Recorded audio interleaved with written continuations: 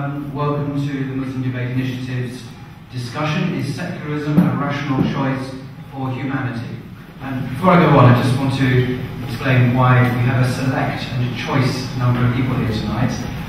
Yesterday, Ed Buckner had a very big public debate with another Muslim speaker. This event today has not been advertised, so you've been personally invited to come along. It's a much more select group. It will be filmed as well, so that's the main reason why the disparity in numbers from yesterday and today's debates. So the discussion is called, Is Secularism a Rational Choice for Humanity? Now, such a title comes to reflect the modern day debate on the level of religious involvement in the political spheres of life. It's taken for granted that secularism is a panacea for all the ills of the modern world, and whether that is true or not will not be discussed specifically in this debate. However, as a product of the jostling intellectual forces in the Western Enlightenment, it's now taken for granted that secularism as a political philosophy is the only reasonable and rational approach as a bulwark against the fanatical irrationalities of theism and its alleged violent tendencies. Now, with this in mind, we'd like to invite you all to consider the main proposition, Is Secularism rational? And harbour the spirit of the open-minded skeptic, that we should demand a reasonable explanation for everything one should believe. And today's debate will therefore be a blind faith-free zone. A blind faith-free zone. And my name is Paul Williams, and I'll be your host for today's event. And as I said, this event is hosted by the Muslim Debate Initiative, which is an intellectual, political, theological initiative formed by experienced Muslim researchers, debaters and speakers, aimed at encouraging inter-community debate, discussion and dialogue. MDI believes that only through frank and open discussion and debate can deeper understanding be gained, relationships between different communities be improved, and hopefully the breaking down of prejudice and false conceptions. It's with this in mind that we'd like to invite our speakers to present their cases. But first, let me introduce them to you. On my right is Abdullah, who is a former Christian who embraced Islam at a young age, or even younger age than he is now, and has studied Islam in depth ever since. Abdullah has had a long experience of working in the Muslim community.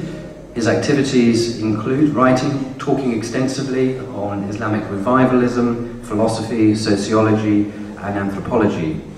Abdullah has delivered talks throughout the UK at community centres, universities, colleges, and made various appearances on TV programmes. He's engaged in a number of debates with atheists, secularists, and Christians on a variety of topics.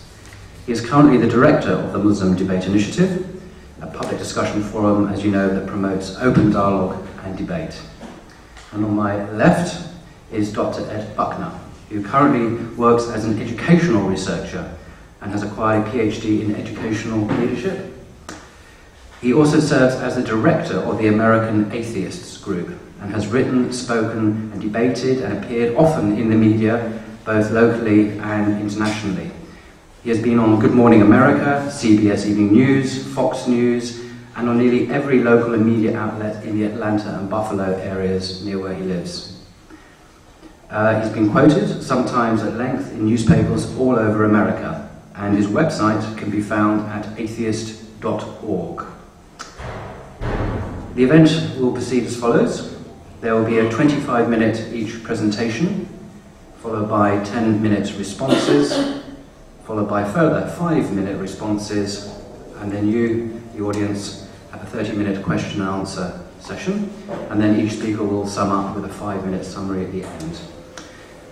I'd like to explain a bit about the rules this evening. These rules will be very lightly enforced, so don't expect any trouble. So the rules are as follows, though. No one shall shout, jeer, or disrupt the speakers while they are speaking. Anyone who wishes to make comments should save them for later, during the audience participation session. Applause is allowed at the end of each speaker's discussion. We would like to remind everyone that in accordance with the Islamic principles of Muslim Debate Initiative and the commonly understood principles of the etiquette of discussion, that we should respect everyone's right to hold opinions and express them, even the most unpalatable ones, as long as they are expressed sincerely and for intellectually serious purposes. and not gratuitously and in a disrespectful fashion. And we hope you enjoy this evening and gain a deeper understanding into the ideological theist-secularist dialogue and debate. And now, without any further ado, I'd like to present our first speaker, who is Dr. Buckner. Thank you.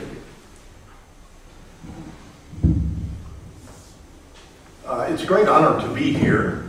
I'm glad to know that all the important people are here by invitation. And it is an honor indeed to be discussing this issue with Abdallah Al-Andalusi. I'm undoubtedly not pronouncing it right, and I apologize for that. I want to, well, first of all, I want to point out that we've got all these pictures around and why people are happy. I'm happy that it's Father's Day and that my son has flown thousands of miles just to hear me speak at Conway Hall. And I'm very pleased and proud to be at Conway Hall and with such a distinction. Yeah, my son, Michael Buckner.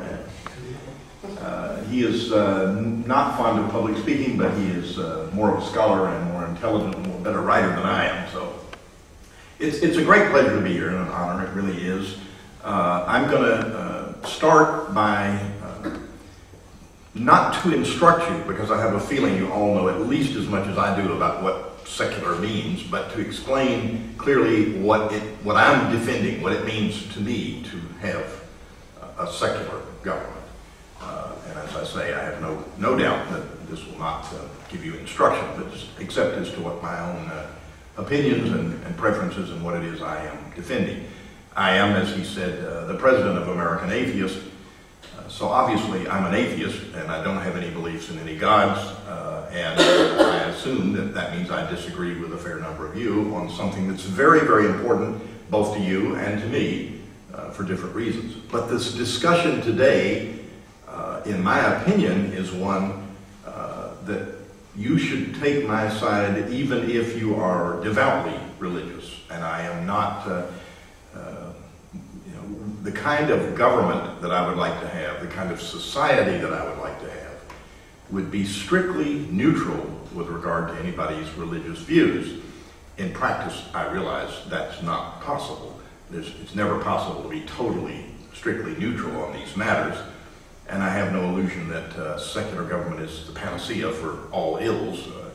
There are many examples of secular governments that have done horrific things, including my own on occasion, and I'm not proud of that. But I do want to make it clear that when I say secular government, I don't mean pro-atheist government.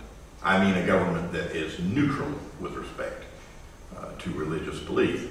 Now, governments are, of course, run by human beings, and human beings are almost never neutral with respect to religious belief. So this is an ideal, not in practice and actuality. I think, though, that holding that ideal and continuing to promote that ideal has great benefits for the culture, the society, and for religious people. There are, to get a little bit to the philosophical base of it, and I didn't bring my notes with me. I forgot them, but I've done this many times. I don't think I need the notes. I may very well wind up not speaking the full 25 minutes, and I've been promised that I'll be forgiven if I cut it short. Maybe. We'll have more time for the audience, and that will be more interesting and involving, if in fact that's the case. But there are four principles, four ideas that if you will agree with me on all four of these, I am convinced I can persuade you of the case for secularism completely. The fourth of these four is probably the only one that we'll have any disagreement on, and exactly how it's defined and so forth may make a difference. The first is that human beings in this country, in Saudi Arabia, in Turkey, in Iran, in any country you can name, in fact almost within any city or smaller subdivision you can name, do not agree with each other on religion. Now, I'm aware that in a country like Saudi Arabia, officially everybody is Muslim. But we all know that they don't all have the same ideas about even what constitutes Islam, and undoubtedly there are some people with no religion at all, no religious beliefs at all, but this is part of that society. They have no choice, or they think they do. So in any case, I think that you would agree that in every social group, every political group that you can imagine that's any bigger than, say, a family or a congregation of some sort, there are going to be differences about religion. I think, in other words, that differences about religion, important differences, not just minor things, but really important things, important to the people involved, as to what constitutes the proper way to behave, the right way to worship or not worship, believe or not believe, and so forth. That principle that we have disagreement, that's an important part of this. I suspect we will not have any disagreement about whether there's disagreement, but if you want to talk about that, we can talk about it. The second one, which I also suspect will not be controversial with you and has hardly been controversial with any group I've ever addressed, is that human judgment, and I want to underline human judgment, is fallible. When it, even the Roman Catholics, and I suspect we don't have too many of those here today, but never know, maybe half of you are secret Roman Catholics. Even they hold that infallibility is limited to the Pope and only limited to certain very specific pronouncements of the Pope and that sort of thing. All the rest of us believe that voters and legislators and governors and council members and imams and preachers and bishops and what have you are fallible. They make mistakes, sometimes quite serious mistakes. Mistakes for themselves, for the people around them, and so forth. They make mistakes like dropping their phone and terrible things. It is ordinary and human and unremarkable that I would say to you that human beings are fallible when it comes to the things they make decisions about. That suggests, at least to me, that they can certainly be fallible about the decisions they make about religion. And I am applying this to my fellow atheists as well as to believers of all stripes. If in fact you allow for the possibility, not that I'm not asking you to conclude that God is fallible, only that human beings are fallible, that they can misinterpret what God wants them to do if there is a God, etc. So that second principle, again, I suspect is unremarkable. I suspect that we will have no serious disagreement about it. The third principle is that religious truth, metaphysical truth, cannot be reached by majority vote or by force.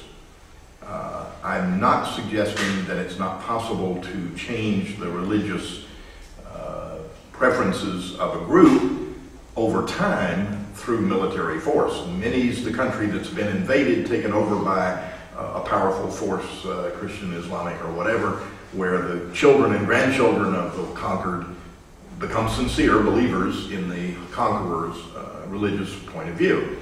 But I don't think you can actually, if I point a gun at any of you's head and ask you to change your opinion about religion, it is unlikely that you will change your opinion. You might very well say, okay, Ed, please don't shoot me, I'll become whatever it is I'm asking you to become.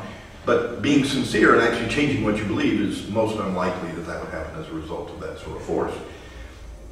Less obvious, at least to my American Christian friends and brethren, is that applies also to votes. I don't know how true that would be in the United Kingdom, that you'd have this sort of idea, but there are an awful lot of American Christians who actually think that we have a democracy in the U.S., that we have a majority vote, and that if a majority of people say they're Christian, that should be sufficient to allow us to dispose of our constitutional protections and have 10 Commandments posted in the courthouse and all of the other, some very silly, some more important violations of the secular state that we have.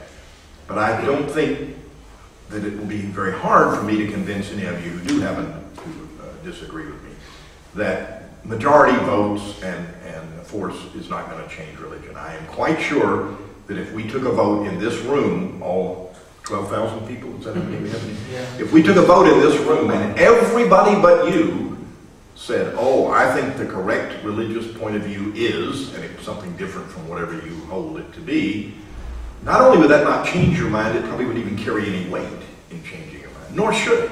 That doesn't make any sense. You have to adopt religious beliefs based on something more rational than that. So those three principles, I don't suspect there'll be any disagreement on. The fourth one, I don't know. This may be the heart of what we talk about today. And the fourth one is that individual religious liberty is important, that it is worth protecting, that it is worth preserving, that individual minority rights, that, regardless of whether you disagree with everybody else in your culture, you should have the right to believe and to express your beliefs and to act on them. The act part is far more limited than the other parts, but it should be as free as possible. If, in fact, you would accept all four of those principles, then it is hard to imagine on what grounds you would oppose a secular government, meaning a strictly, or as strictly as possible, neutral government, and more broadly, society. One of the things that gets mixed up in this and tangled up in this is the notion of tolerance. And tolerance has different definitions. And when I tell you that I'm opposed to tolerance, I want to carefully and quickly add what I mean by that. I'm very much in favor of tolerance in the sense of from one individual to another being tolerant of your differences with me in terms of politics, religion, lifestyle, whatever. I'm in favor of tolerance in that sense.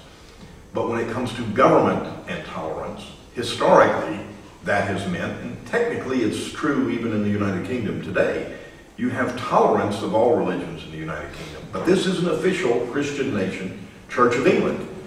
And if, in fact, you look carefully at all of the legislation and pronouncements and so forth, this is a country where Muslims and atheists and Buddhists and others are allowed to have their beliefs permitted to, at the forbearance of the official body, the official church. It's gotten so, in practice, different from that I suspect that even Church of England authorities would agree that the Church of England doesn't have much authority in England anymore. But officially and technically it is that way.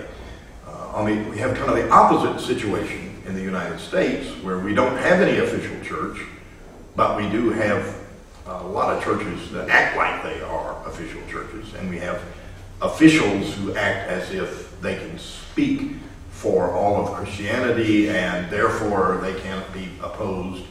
And I actually think a majority of the citizens of the U.S. are not, in any orthodox sense, Christians like that, but a very strong percentage are cowed by and intimidated by the stigma that goes with atheism in the United States. So tolerance, if that means allowing somebody else to have their ways, something I'm very much opposed to. There's a much better principle to be held, and that is liberty, not tolerance. Thomas Paine, I don't know if you know, Moncure Conway, for whom this building was named, was a famous American abolitionist, freethinker, and so forth, and he wrote a remarkable biography of Thomas Paine. So Thomas Paine and Jefferson and a Baptist, American Baptist preacher by the name of John Leland all wrote about the fact that they didn't want tolerance or toleration, as it was sometimes referred to, that instead they wanted liberty. They wanted, and this is what I think we should all want, they wanted a society where it was none of the government's business what they believed or didn't believe. It was none of the government's business whether it wasn't that the government could give them permission to be an atheist or a Baptist or a Muslim. That in fact, that's just beyond, it's a limitation on government. It's a statement that government is too weak and religious choice is too important to allow control of religion by government. In practice in the U.S., that's not always understood as well as it should be, and I regret that. I struggle hard for supporting church-state separation. And I do so with an eye not towards promoting atheism, but towards promoting religious liberty for all. Now, one more thing I'm going to say, and then I should see what my colleague has to say. I mentioned earlier that in practice, this strict neutrality is difficult. And in addition to that, I am fully aware, though I'm not, anybody who saw the debate last night is aware, I'm not an expert on Islam. I think that would be a very safe statement, right? But I know a little bit about Islam, and I do know that it is a religion that says Islam is a part of everything in your life. You can't separate out part of your life and say, this part is what I'll let the government deal with, this part I'll let the church deal with. I am a Muslim 24/7. There are, of course, many similar ideas in other religions. Many Christians believe that it is not possible to put aside your Christianity. If you're a legislator or you're a Christian, whether you're sitting in the legislative hall or elsewhere. So in order to have, I'm saying to you that I know that in order to have a successful secular society, secular government of the sort that I am talking about, everybody has to give a little. You have to sacrifice something that may be impossible for you to be convinced that you should sacrifice. You have to sacrifice the right to control others, control yourself and your family and the other believers. Sharia law, of which I'm certainly no expert, if Sharia law specifies that Muslims have to be allowed to make decisions within their judicial proceedings that are separate from or contrary to the civil proceedings, that can be a cause of real conflict. And I'm not trying to paper over that and pretend it's of no importance. I am saying that if you are to live in a successful multicultural society, multi-religious society, everyone, atheists and Christians and Muslims and everyone else, have to give a little for the sake of liberty, for the sake of individual religious and other kinds of individual rights. So that's all I have to say, but I hope we have lots of conversations, discussions. I know a great deal about American history related to church-state separation. So if you ask me about that or ask me about the treaty with Tripoli, I can go on for hours. But let's hear from my colleague. Thank you very much. And now over to Abdullah. Bismillahirrahmanirrahim. Alhamdulillahi Rabbil Alameen. As-salatu was-salamu ala nabiyyina Muhammad wa ala alihi at-tayyibin wa sahbihi as-salihin. Greetings and welcome to everyone at this interesting discussion that the MDI is having. I'd like to thank, firstly, Dr. Buckner, who honours us with coming and presenting a case for secularism. This is the work that he does in America, the work of his organisation. So he's very well placed to talk about this topic because he's had hands-on experience in dealing with this discussion. I'd also like to thank everyone here who decided not to have a line on Sunday. And of course, we strategically chose a day where there was no interesting football match on. But then again, seeing how England's playing, I'll probably need to apologize for that, right? Yeah, even if England was, it would be perhaps an interesting game, unfortunately. But anyway, we could turn the audience against me now, my little quizzes. So why do I believe, that secularism is not a rational choice for humanity? Firstly, I wanted to talk about my motivations towards, I think, Western political philosophy and its political systems and worldviews. I don't really harbour any hatred for any particular philosopher or political philosophy per se, mainly because I understand that the people behind that philosophy, you could say the human beings behind this philosophy, is because when reading the books of these philosophers, Adam Smith, John Locke, Mill, Bentham, and so on, as Immanuel Kant and a whole host of others, I detected in their work it would appear a desire to better humanity, to help human beings, to not see these problems that have been plaguing, especially Western history, the Dark Ages and so on and so forth. And because of all these problems, all these wars that occurred, these people didn't want to see these problems always reoccurring, always deaths and wars. So they tried the best they could to construct a new model of organization of human societies to solve these problems. And I see that, and I can respect that, and I think we should all respect that. I think that's, it's virtuous to try to help better your society. So my criticism is not with them in any way of them having negative intentions, or you can't blame Adam Smith for what capitalism later became. It all came out with good intention. If you read their works, that's the case. And in a lot of these cases, some of them even almost presage what was going to be happening in the future. So a lot of the corruptions that could be happening in the future, such as obviously Jefferson and Benjamin Franklin and others, talked about how the state can become tyrannical, how democracies will or eventually become some kind of tyranny, which we have to, again, take up the weapon and fight against these new tyrannies and so on. And again, obviously capitalism, and so they all presages, they all kind of saw ahead, and I was really impressed with that they saw ahead of their time and realized that there's certain problems, certain propensities will happen even in the system that they've constructed, that they thought that could actually help human beings. But I think the current context that's operating now in the kind of world, I think is best summarized by Professor Rajiv Bhargava. I think I mispronounced his name as well, so you're the only one. Okay, good to know. Secularism seems to be under siege everywhere. The secular state is contested not only by politicians, civil society groups and clerics, it is even questioned by academics. So I'm not, this critique of secularism which I'm trying to bring today is not a uniquely Muslim critique. It is being critiqued by Western scholars, by social scientists, by academics, by philosophers, and virtually, if not every single one of the quotations I'm going to bring today, references, are from Western sources. It is not a monopoly of Muslims to critique secularism. There's been an issue of critiquing secularism for hundreds of years prior to this point. So what's the structure of my presentation? Well, the title is why is secularism, is secularism a rational choice for humanity? Now, I think we have to start off defining what is rationality, then what is secularism, followed by then assessing secularism according to the criteria that we've developed, and then demonstrating that secularism fails on all accounts by the criteria of what should constitute a rational belief, philosophy, and political philosophy for mankind. Just an important note, I will not, this is the debate on the rationality of secularism as a concept. And I'd like to approach this like secularism hasn't been implemented yet, and we were all deliberating on whether to implement this philosophy.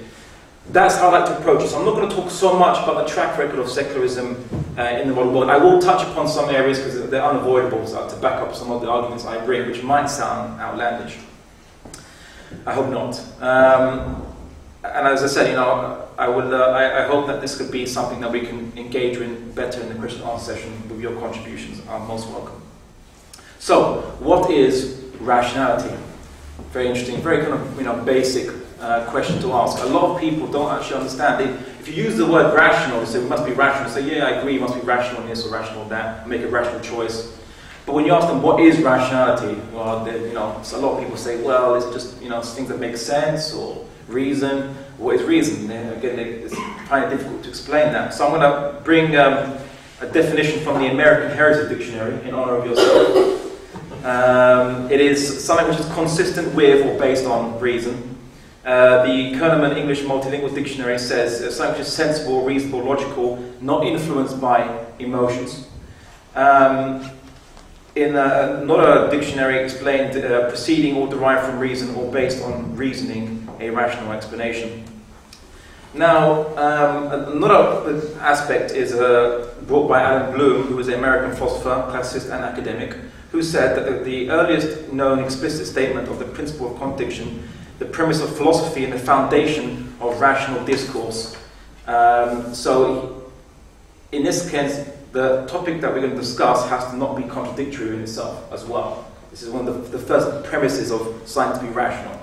So, in this criteria, I've developed four criteria to assess secularism. One of them is secularism based on a rational grounding, i.e., is there justifying reason for its application? Two, does it possess a sound holistic worldview, which discusses the nature or an explanation for existence or for human society which it's trying to organize? Does it address human nature and tendencies, or does it deliver on its promises? Again, this is analysing the subject of this application, human beings. Does it deliver on its promises? And obviously, is it consistent? So does it not fall foul of the rational law of contradiction? I think then we should start with the definition of secularism, just so I'm not strawmanning and so on. The Natural Secular Society, which is probably the British equivalent of the American Atheists. That's probably the British Humanist Association. I don't know where they stand, but I think the British Humanist Association is more the kind of theological side, and the National Secular Society is more the political side, it would seem. They define it as a separation of church and state, pure and simple. The American Heritage Dictionary, again I'll bring it again, is defined as either religious skepticism or indifference, or the view that religious considerations should be excluded from civil affairs or public education. Remember that religious considerations should be excluded from civil affairs or public education. Remember that point. I'm going to refer back to that later. Just out of interest, I brought up a definition of secular humanism from Webster's New World College Dictionary, which is secular humanism. Humanism that systematically opposes the introduction of religious ideas or standards into the functions of state, especially into public education. Now that's not secularism, that's secular humanism. But again, bear that in mind, I will be referring to that a little bit later. So, is secularism based upon a rational grounding? Well, if we consider the creed of secularism, what does it do? It separates human narratives from human lives. What does that mean? Essentially, if someone came up to you and said, the purpose, whatever your purpose in life is, whatever narrative or mechanism behind why human life exists and what human life is driving towards, whatever this thing is, whatever the explanation is, has nothing to do or should be completely separate from your life. Does that make rational sense? And I'm not talking about just, theists like Christians or Jews or Muslims. I'm talking about it can be even to others like communists, for example. And I think the best way to explain it is, to explain the position that I'm trying to assert here is that the mechanism or purpose behind the existence of human lives should be a mandatory part of how we organize ourselves in order to fulfill the aims or direction of that purpose or mechanism, whether it's God or dialectical materialism. But whatever the case might be, whether you're a communist, who's an atheist of course, or a theist, is that to be consistent, you'll have to attach your conception of what the existence and why we are here or what human beings are about to their life. You can't separate that and say we should now create a partition in our brain and compartmentalize our lives into two different spheres. It's not rational. Now I understand where Ed Buckner's coming from. He's coming from that, people debate on this issue, so I've got a pragmatic solution. Well, I'm going to deal with that in a second, but for the time being, it's not rational to someone present this solution to you. And of course, the secularists have a pejorative word they use against people that believe in that. They either call political perfectionists, which is what John Rawls uses, or in some cases fundamentalists, radicals, and so on and so forth. And they can sometimes misapply that. I believe the communists were called atheist extremists during the 70s and 80s, and in England especially. I don't know about America so much. But that was interesting. They were atheist extremists. But to a communist, he doesn't view himself as an extremist. All he's doing is he has a belief, and he applies this belief in his life, and how he views the world consistently. It's not being extremist for the communist, he's just being consistent. Now, in terms of the next point of irrationality, I'd say, within secularism is it's epistemological fallacy. I think Ed Buckner was having a problem with saying that word epistemological yesterday, and so it took me... I can say epistemological, okay, it's never mind. The thing is that secularism is not based upon any rational narrative of its own to justify its own existence. What I mean by that, if you're a Christian, you believe God exists, and you believe that the New Testament is true, and the Old Testament is true, and Jesus died for sins, and resurrection, so on, if you're a Trinitarian Christian specifically. And this narrative justifies why you should follow the teachings of Jesus and live a Christian life with Christian morals and ethics and so on. If you're a Jew, same thing, you believe about Moses and so on, and you believe according to Mosaic law because it connects ultimately to God. Muslims, same with the Quran, Muhammad, And of course, if you're a communist, you believe that dialectical materialism, which is something to read up for you guys to read into. Basically, the world is an evolving matter, a material world of different forces, whereby two forces collide and we can produce new forces. And essentially, the difference between, for example, us and, let's say, this table is that we're a more evolved form of matter than this table. But essentially, it's all part of the material process, which is a mechanism. And because they believe in this mechanism, everything's about we're all evolving to higher states of material existence, that they constructed their entire ideology based on that premise. And that's a justifying premise for their ideology. That's why they negate individuality, they negate free will, because free will is non-material. It's all deterministic, and a whole host of things are all based upon applying their worldview into how they live their life, which I can respect. I disagree with it, but I can respect it. Now, interesting, the political scientist or philosopher Hunter Baker, who's also American, he said that secularism emerged after being almost unthinkable for most of the history of mankind. And the thing about secularism is that it is attached to the political context which gave rise to that. And this brings me to my third rational contention with secularism. That it is just simply an attempted pragmatic solution based on a specific historical and regional context. It does not follow that it can be generalized for all human societies. Quick example. In the West, when they saw an establishment of religion, they made the assumption that this was stagnating their culture and preventing them from scientific advancement. In the Middle East, when they actually connected their viewpoint to the world and life and the universe, and the belief in God, and obviously the Quran came down, so when they connected this belief to their life, to how they view life, and they structured society according to this, they saw a rapid advancement and change. So when a secularist comes to the Muslim world, for example, and says to us that religion is the cause of stagnation, we look back on our history and we don't see that. And there'll be a debate upcoming which will do a bit more about in a detail of that. But basically, the European experience cannot be generalized. It does not follow that it can be generalized to every civilization, must now be secularist because it worked for us.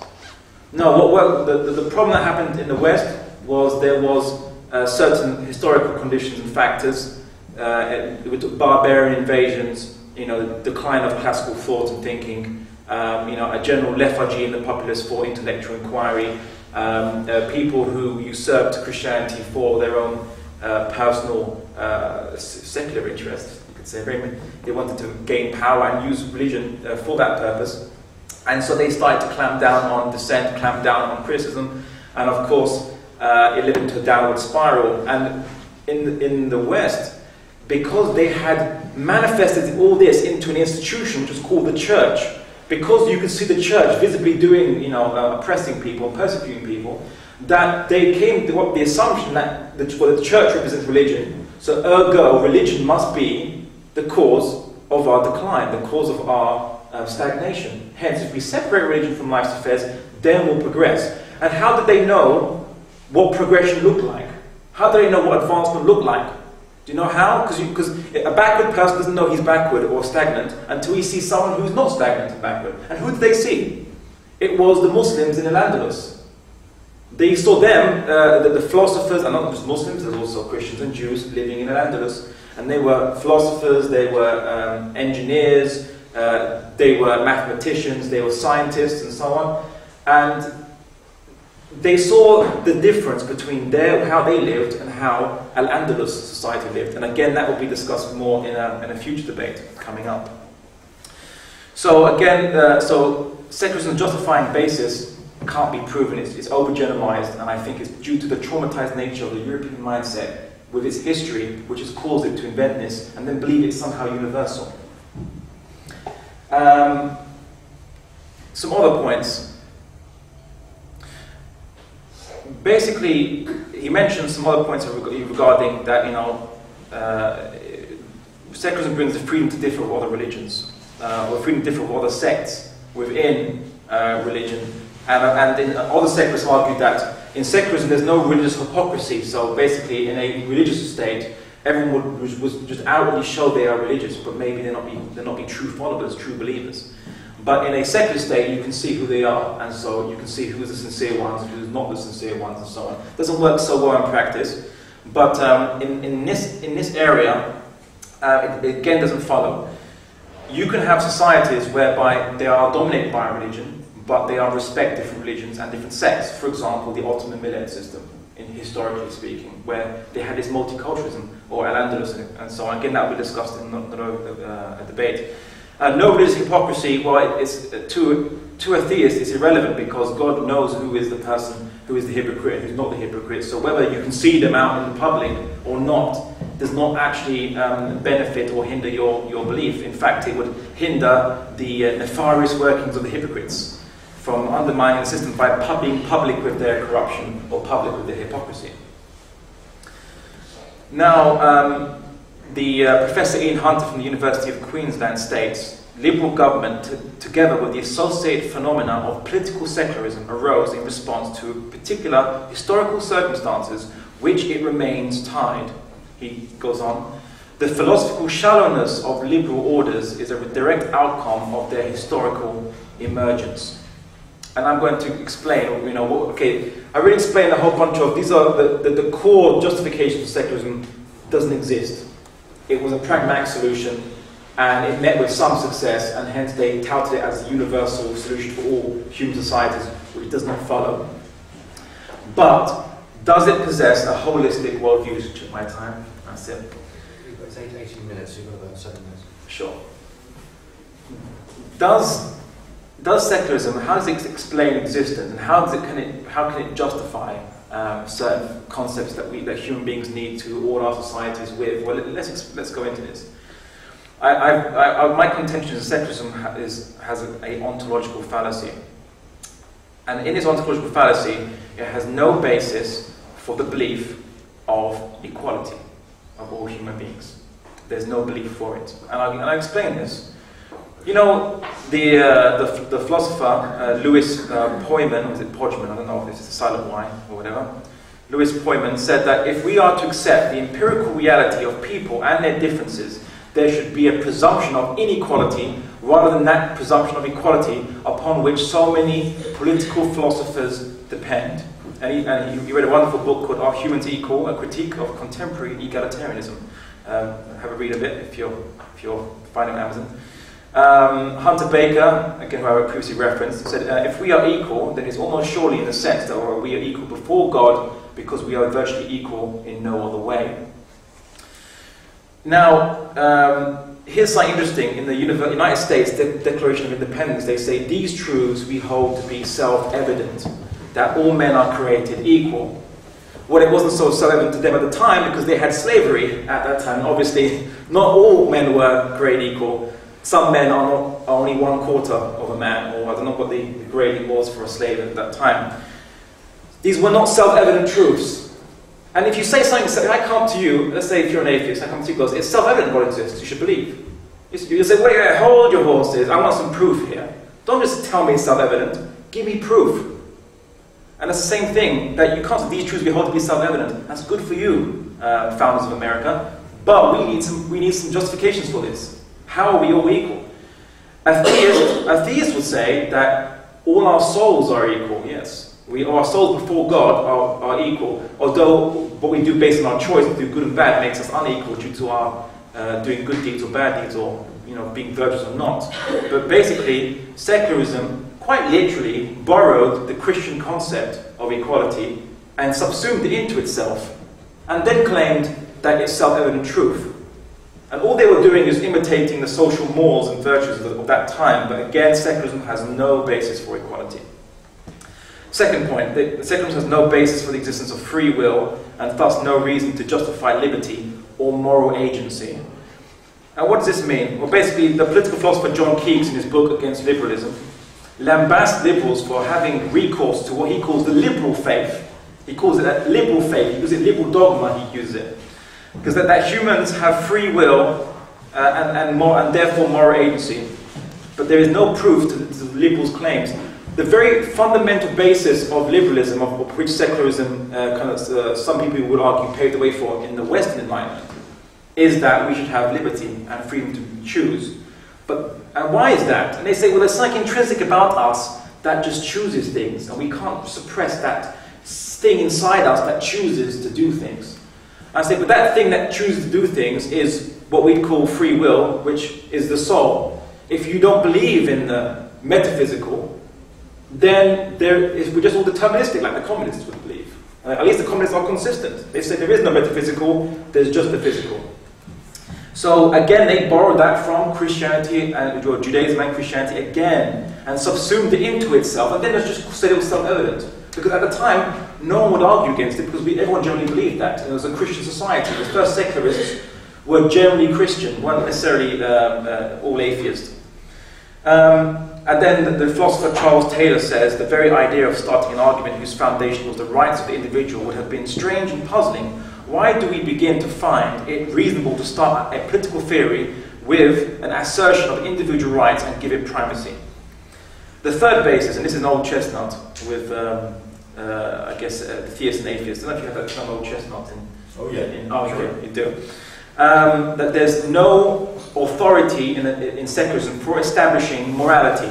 There's no authority for it. Dostoevsky said in one of the characters in one of his books, he was writing kind of this symbolism, and he was writing, and one of his characters, of which was narrating Dostoevsky's understanding, said, "Without God, all things are permitted."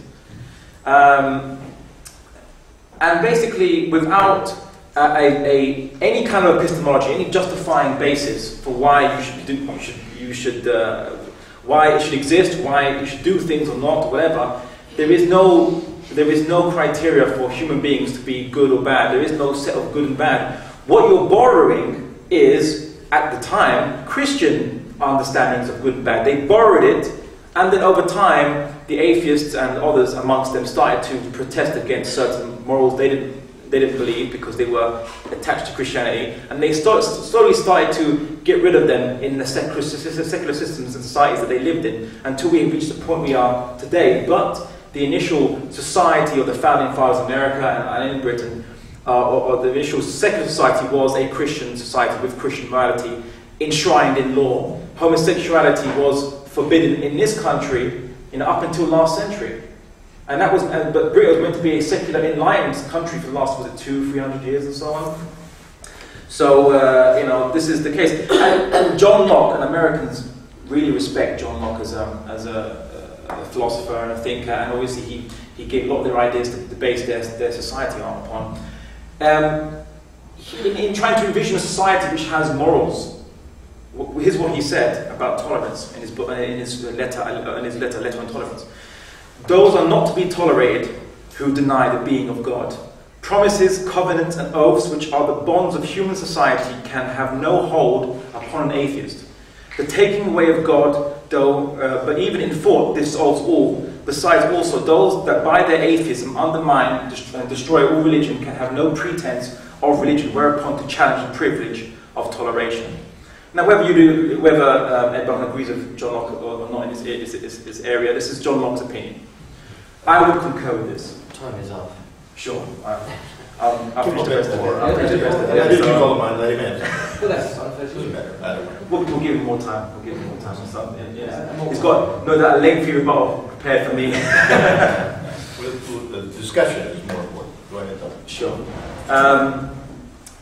And basically, that's in a nutshell the first two segments of my discussion on the irrationality of secularism. The third segment, which I will cover more in the rebuttals, and we can discuss this further, I'll just touch into, is the issue of how secularism addresses human nature and tendencies. Secularism is not neutral. It has values. These values, secularists will usually defend to the death. They will go to war for, they will fight for, they will not tolerate any threats within their society from. Secularism usually is dominated by the dominant faction of secularism or secular systems is the humanists, because humanists, they demand that evolution be taught in school, not creationism. If they view creationism to be taught in school, they will challenge it in the courts in America, which a lot of organizations do in America and so on.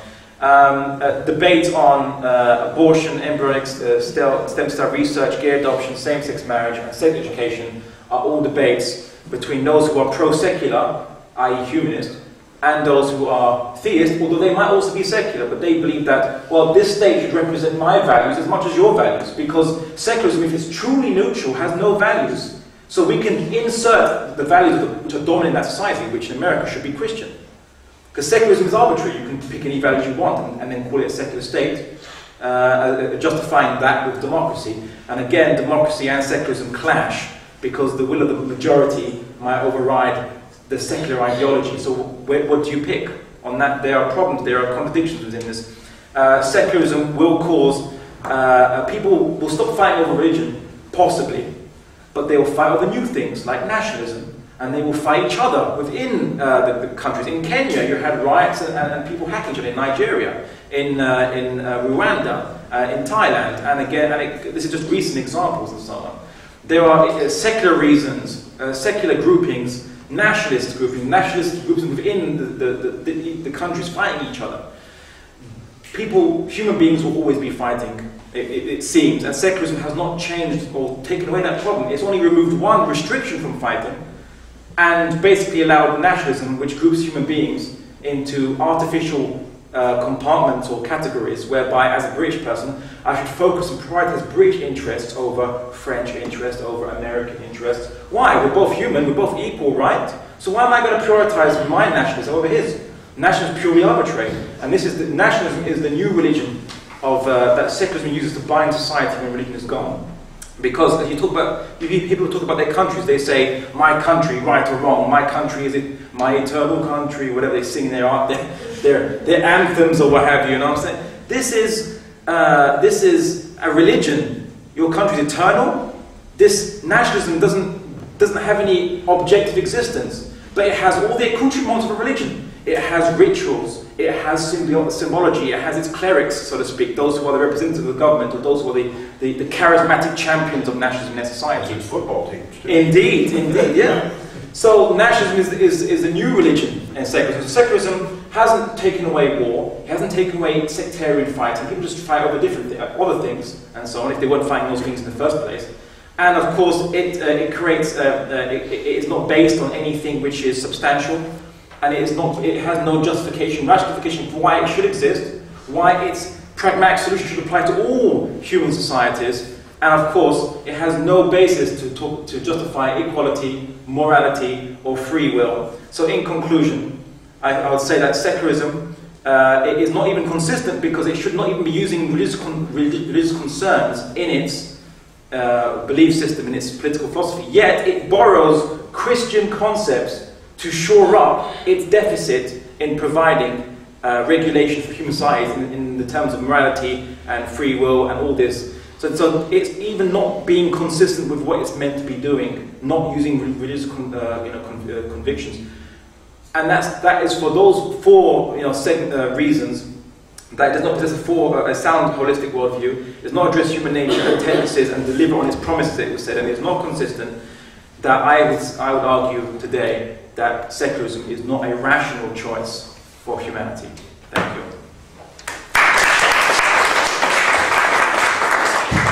Thank you very much, Abdullah.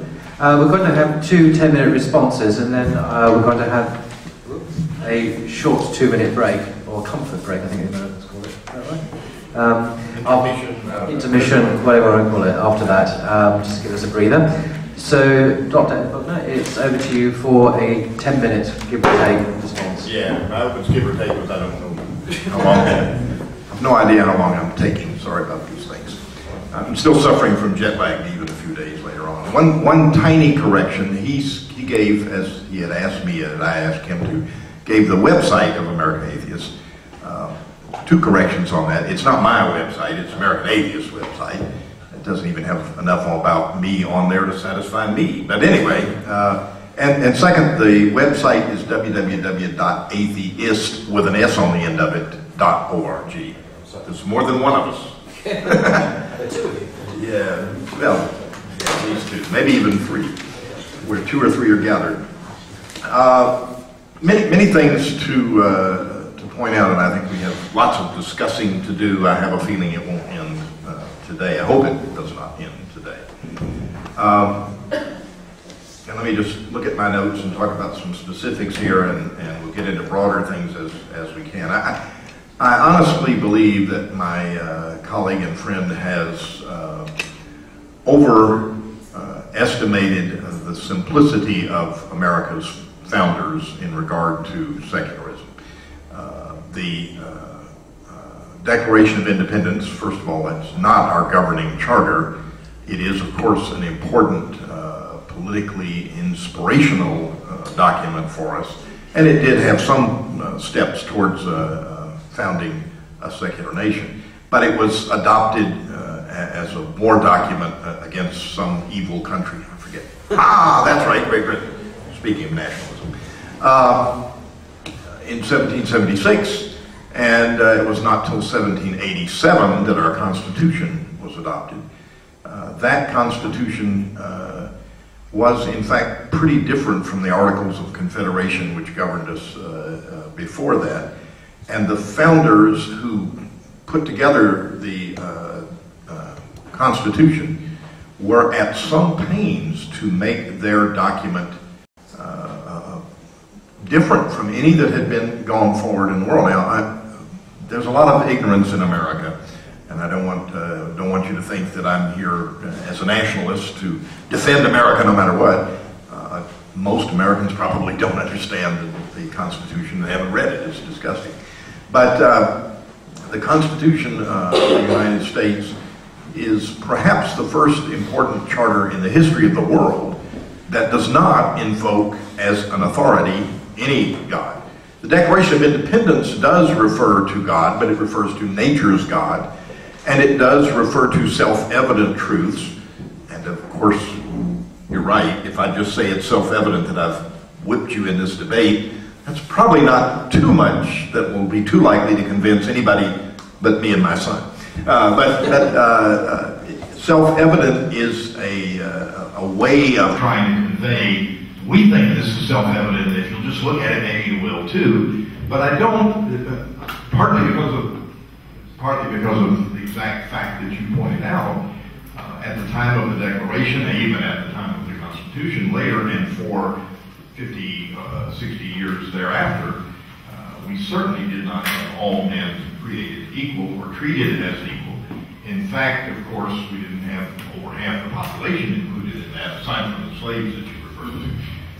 You got the fraction wrong on the slaves. It's 3/5. 3/5. Terrible mistake.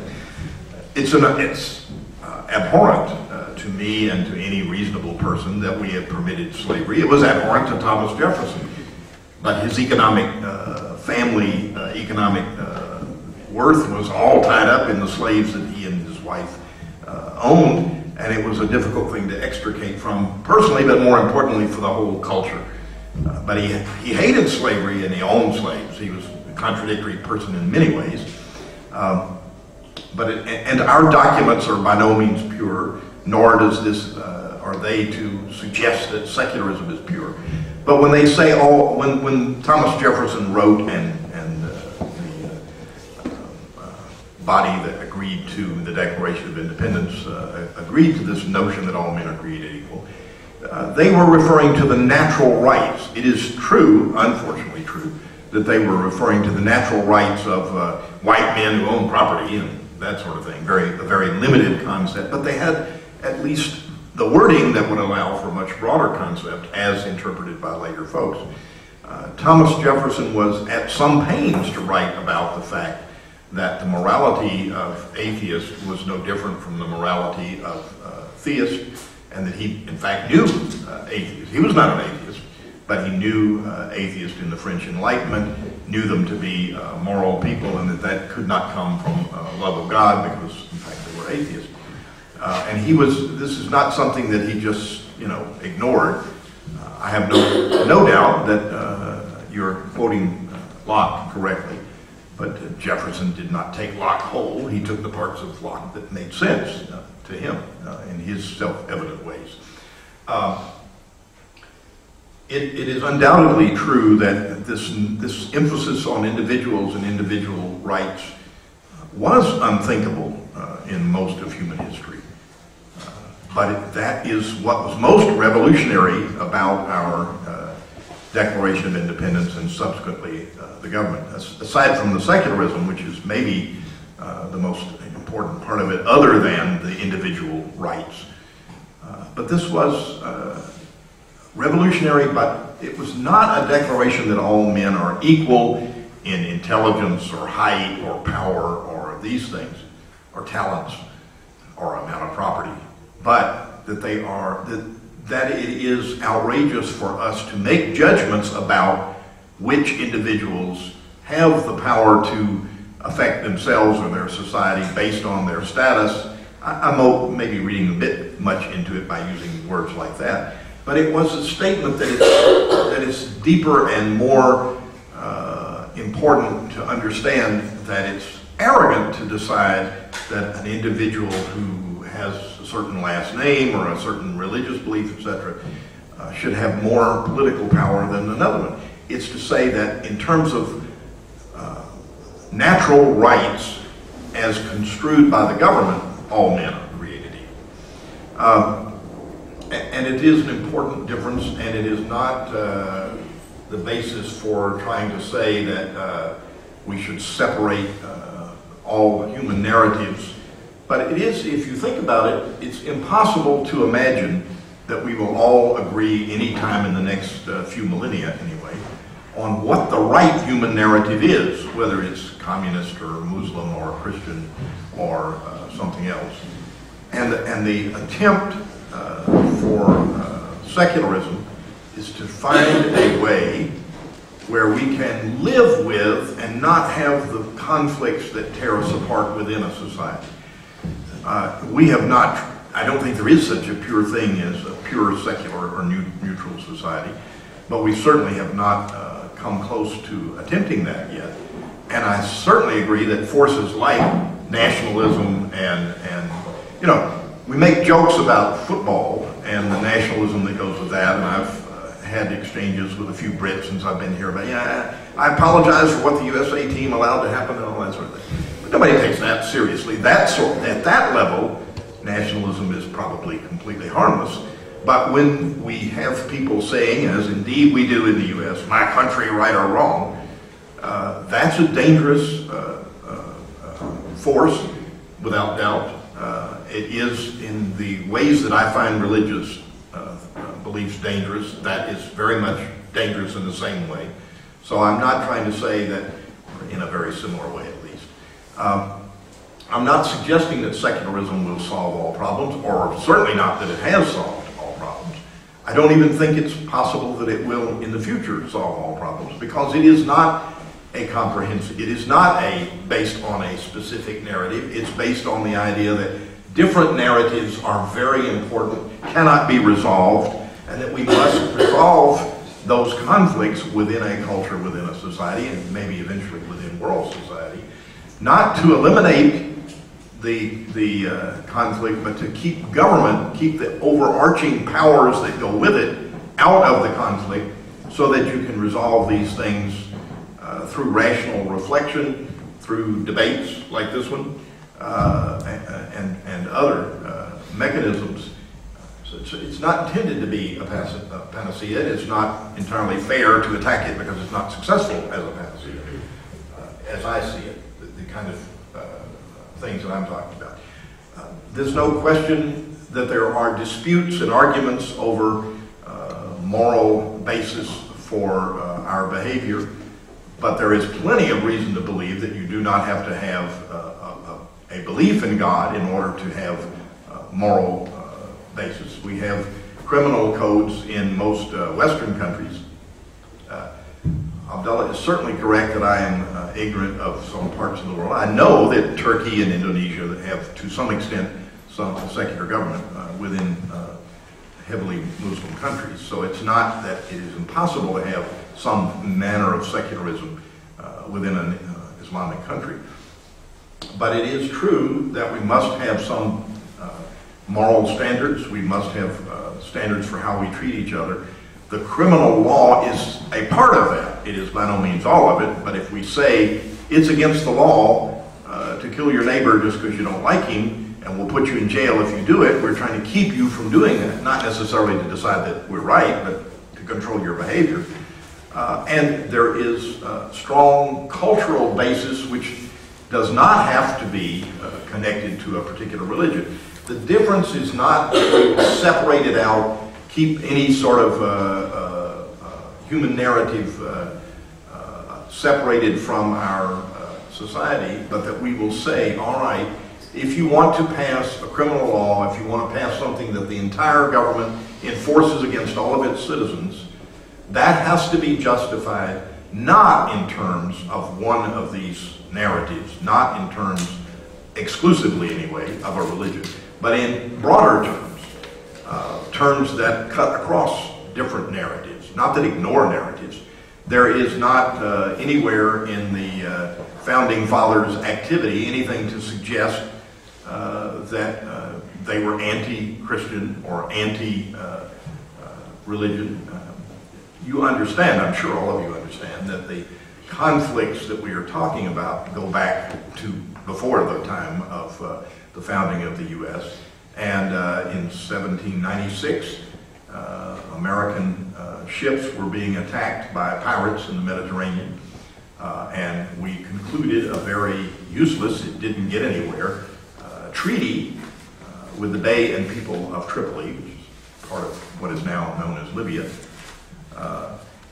And in that treaty, the only thing that I think is important about that treaty is that within the treaty, and it may not have even been a part of the treaty that the Islamic leaders of Tripoli were aware of. It may have been put in later, not be part of the original treaty.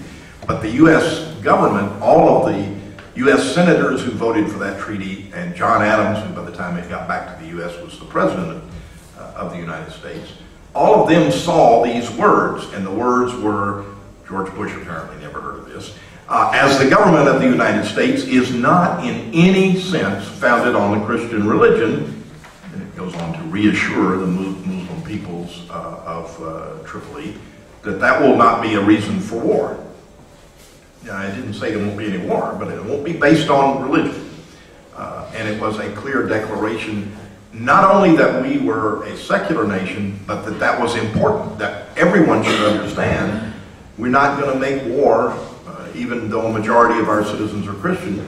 We're not a Christian nation. The government is a secular nation.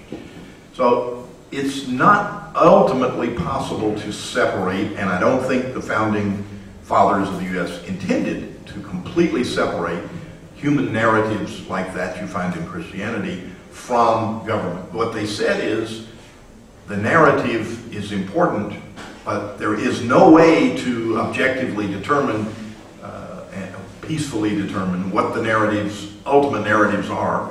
So we have to separate that from government. It's a de-emphasizing of the importance of government, not making government more important. It's saying that these decisions about which human narrative and how you're to live your life are more important than allowing the government to deal with it, not less. And that is misunderstood by many American Christians. I have no idea how much time I've talked about. All right. You over 10 minutes, so they want to... Yeah, right. Finish his... I got it. Let me look and see if I have notes here. Okay, I certainly disagree that there is no basis for equality of all human beings unless it's before God. All you have to conclude, you do have to have some basis for that, of course. And you can't, the basis can't be, well, I look around and everybody is the same height, everybody has the same level of creativity, everybody has the same strength in their arms. No, it's baloney. Of course we're not equal in what we can do and what our capacities are. But you can say we're equal in terms of our worth as individuals, that these are natural rights, that this is something that we hold to be self-evident, that all of you human beings look around, the other human beings you see are human beings like you, accord them some rights and accord them the respect that you would expect for yourself. Is that an idea in some sense borrowed from Christianity? Perhaps so, but it is clearly different from leaving it with a Christian idea. It is a revolutionary and different respect. I think I've touched on the main things I wanted to. We can ask each other questions and tease some of this out better, perhaps.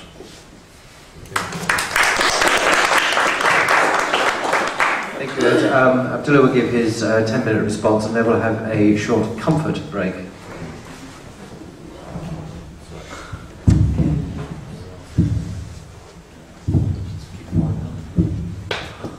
I think everyone who chose to sit at the back are happy that they're close to the snacks and goodies table in the front, so please get there first if you can, while it lasts. So, we should not separate ourselves from these snacks. We should live holistically. See that we can agree on some important things here. Okay, firstly, I think I want to respond to his rebuttal, and also I'm happy that he got an extra 5 minutes. I got an extra 5 minutes for my presentation. That way it balances out. Equality. Yes. All right.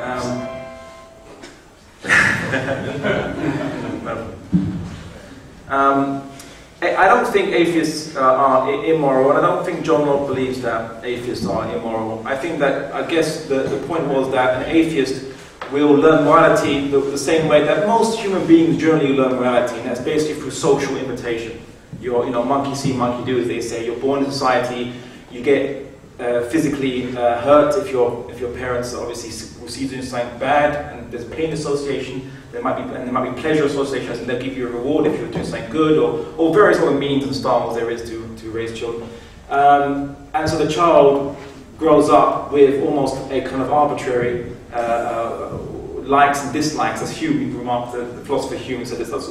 And morality is like tastes, and in some ways, a lot of human beings are brought up like this. But when the chips are down and you are very tempted to do something, you are extremely tempted to do something which is bad, the theist has an advantage. Also, an atheist will not fall back on their principles, but a theist has an advantage that they have an epistemological chain towards their morality. They can actually justify why they're going to forego cheating someone of their colleagues out of a promotion, for example, to get the promotion themselves, or competing with their best friend over a woman, for example, because they like that woman. So why can't I should have that woman, not my friend? Maybe I'm going to undermine him, or maybe other cases which occur on a day-to-day kind of level, and day-to-day temptations for a lot of us, and so on.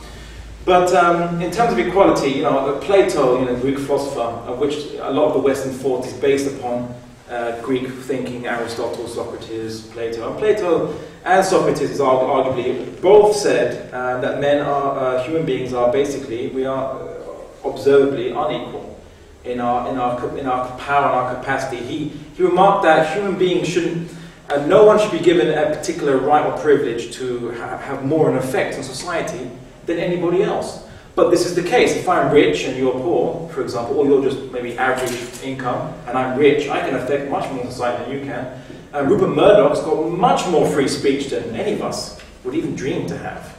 And so, yeah, but you both got the same legal right to express it. That's all great, but he's got much more power than you. He's considerably more and unequal than you in terms of your ability to express yourself, to get your opinions heard. A lot of the movers and shakers, the people that politically lobby certain politicians, especially the big corporate lobbies in the USA, not referring to any Michael Moore films here, just saying, that they affect how political decisions are made because they have the political clout, because they can fund candidates, voting campaigns, election campaigns.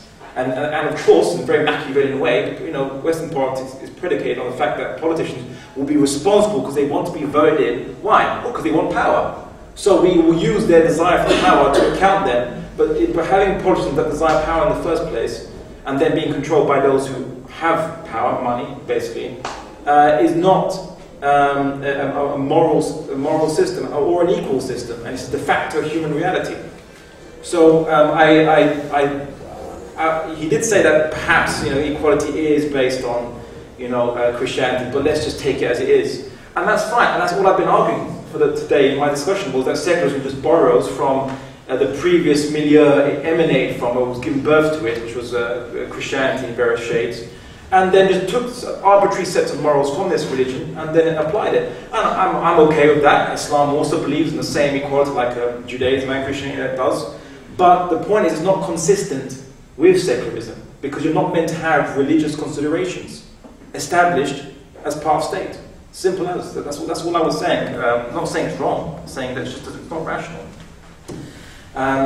Individualism, again, I think that emanates from the Christian past. We'll all be judged individually in front of God, and this kind of individualism spread that no societal organism or mechanism should control us to tell us to do pious acts because we'll all be judged individually in front of God. Again, that's also a religious concern which secularism just can't stop touching, can't stop going back to the storehouse of morality and virtue from its theistic past. It's like one of those rebellious children that really hates his parents but can't get away from them. That's a secularism. It really hates theists and their control of society and their ideas and their concepts, but it just can't get away from it. It still has to go back and go, I hate you, Mum, but I can have like 15 quid to go to that cinema. That's secularism. Alright, you said we can't all agree on the same thing, so let's be pragmatic. Well, firstly, we don't, for example, I might not, or a lot of theists in this audience, Catholics or mostly Protestants or even some evangelicals, might disagree, for example, with, some kind of abortion, for example. Well, we do disagree with abortion, for example. But in this society, disagreeing with it, and we all commonly, Muslim, Christian and Jew, we can all come down and say we all disagree with it, we all stand in unison and say we all disagree because it's a commonality. Why is that disregarded? Why is that? Because the humanist faction, the dominant faction, humanists who are more materialistic in their viewpoint, just say that we don't care, basically. And secularism is as we dictate it should be. Right? So secularism is, that's why I quoted at the beginning of my talk, secular humanism. Because humanists are the dominant faction, intellectually speaking or philosophically speaking, in determining how the system runs. It's not, we all agree on something, so let's implement it. Because even if we do all agree, all the theists agree on something, and we're the majority, we still are sidelined and saying, well, no, we don't see any problem with it, so I'm sorry, we're the humanists. And to that, all I'll say is, I disagree with the humanist state. But, I understand where you're coming from, but I don't see this, why humanists should be in the ascendant. Why not the Christians be in the ascendant? In America, Christians are the majority. Why don't they be the ascendant dominant faction? Because they are the majority. They should dictate the secularism, which I would, the values of equality and individualism and right on issues of abortion, I would agree with as a Muslim. So, why don't they dictate? Because there's much more consensus with them. Why pick the humanists who are a minority in the United States? Why is that? Also, nationalism. Obviously, nationalism is, can be used for many bad things, and it does. It artificially breaks human beings down into artificial compartments or groups. And why did it come about, though? It came about because of secularism. Secularism took away the divine right of kings, which I agree with to some extent, and it took away religious authority for government, which I disagree with. I don't mind the kings being removed and their so-called divine, mandate to rule, and you mustn't criticize them, because even in our countries today, in the Muslim world, for some reason the Muslims have imitated the medieval Christians, some factions of us, and I'm saying the same thing about our kings as well. I was thinking, that's what the Christians are saying, the medieval Christians. Why are you saying this? So even we have problems with that, but Islam also condemns. There is no divine right of kings. There's no divine right. Just because you're the leader doesn't mean God has appointed you there. If you have to rule according to what is moral, what is just, what is the system which is mandated by God, otherwise you've lost your legitimacy to rule. And most, if not all, Muslim rulers, unfortunately, are not ruling by what we view as the Sharia, and hence they don't have a legitimate right. But unfortunately, the Muslim world is pervaded by nationalism. Secularism is the dominant ruling ideology of the Muslim world. He said that we can't all agree on certain ideas, so maybe we should implement secularism. That's essentially like me saying the same thing, saying, okay, we don't all agree on morals, so let's separate morals from society. Let's detach morals and morality and virtue from society. If society can do whatever, let's detach it, because we don't all agree. You see, no, that's completely absurd. You see, but that's essentially what it's saying. And I suppose he's asking, well, then what is your solution then? What is the solution that I would come with? Well, I'm not here to discuss that so much, obviously it's mostly about secularism, but I would say that when I pointed to the Ottoman millet system, you had this, and this has also been concurred by authors like William E. Connolly, a political philosopher, who wrote a book, Why I'm Not a Secularist, and he said that we can all, as different interfaith groups and different groups that have different epistemological beliefs, we can all negotiate with each other how we can live. So if I live inside with a Christian, I won't enforce on the Christian to not eat pork or not drink alcohol because he believes that. It's okay to do that. You know, but at the same time, you should respect my religious morals and values. And this happened in a convivencia system of Al-Andalus when Muslims, Christians, Jews lived side by side. They had their own independent courts they could go to, and they were all shown respect. You weren't tolerated. You didn't have to discard your religion when you walked out your house and then just pretend to follow the ideas of the state. No, you were recognized as being a member of that faith, and you have recognized interests which are distinct, sometimes the same, sometimes not. And you were allowed to have that interest, and that interest was valid to be mentioned in the public square. This was the Islamic system, and I think it's a more ideal system of multiculturalism than the failed system that's happening in the West. And just to finish off, I don't know what my time is actually. I've just crossed, yeah. He said, I think the last 2 points was the US treaty with the Bay of Tripoli. Right? He said that we don't fight you because we're Christian. We're not a Christian state. We're not going to fight you. Well, that's great. Unfortunately, the current American administration doesn't fight us because they're Christian. No, they fight us because they're secular or liberalist, and they want to do a war on Islam, a war to prevent us from having our Sharia system, and they demonize the Muslims who believe in this kind of understanding. And we're not turban fanatics like that behead people when they drop a crumb or something. We also have a intellect. I'm very grateful for that. Of course. There's a lot of crumbs have been dropped. Don't forget, I don't know who's been doing it. But you see, it's like we also have an enlightened system with our own values, our own free thought, you could say, traditions. And we want to have the chance to live by this, but the American politicians are saying that this is an anathema to secular, liberal values and ideas, and we mustn't tolerate this. We should, the sooner the world is democratic and liberal and secular like us, the more peaceful this world is, and they will use that to justify offensive, what they call preemptive defensive wars in the Muslim world. And that's the problem. So America might not fight us for because it's Christian, because it's not a Christian state, as mentioned in its treaty, but it fights us for something else. Nationalism, materialist desire for oil and so on. And again, I want to say, when I say America, I mean the American tendency of the American government, not the American people. There are wonderful Americans. Most Americans are wonderful, like the good doctor here, and and Muslims. Even when in Iran, when they were talking about death to America, they make that and they like to show that on the TV and Fox. Look what the Iranians are saying. We actually speak to an average Iranian. He says, "Well, yeah, we hate the American government, but that's not the American people."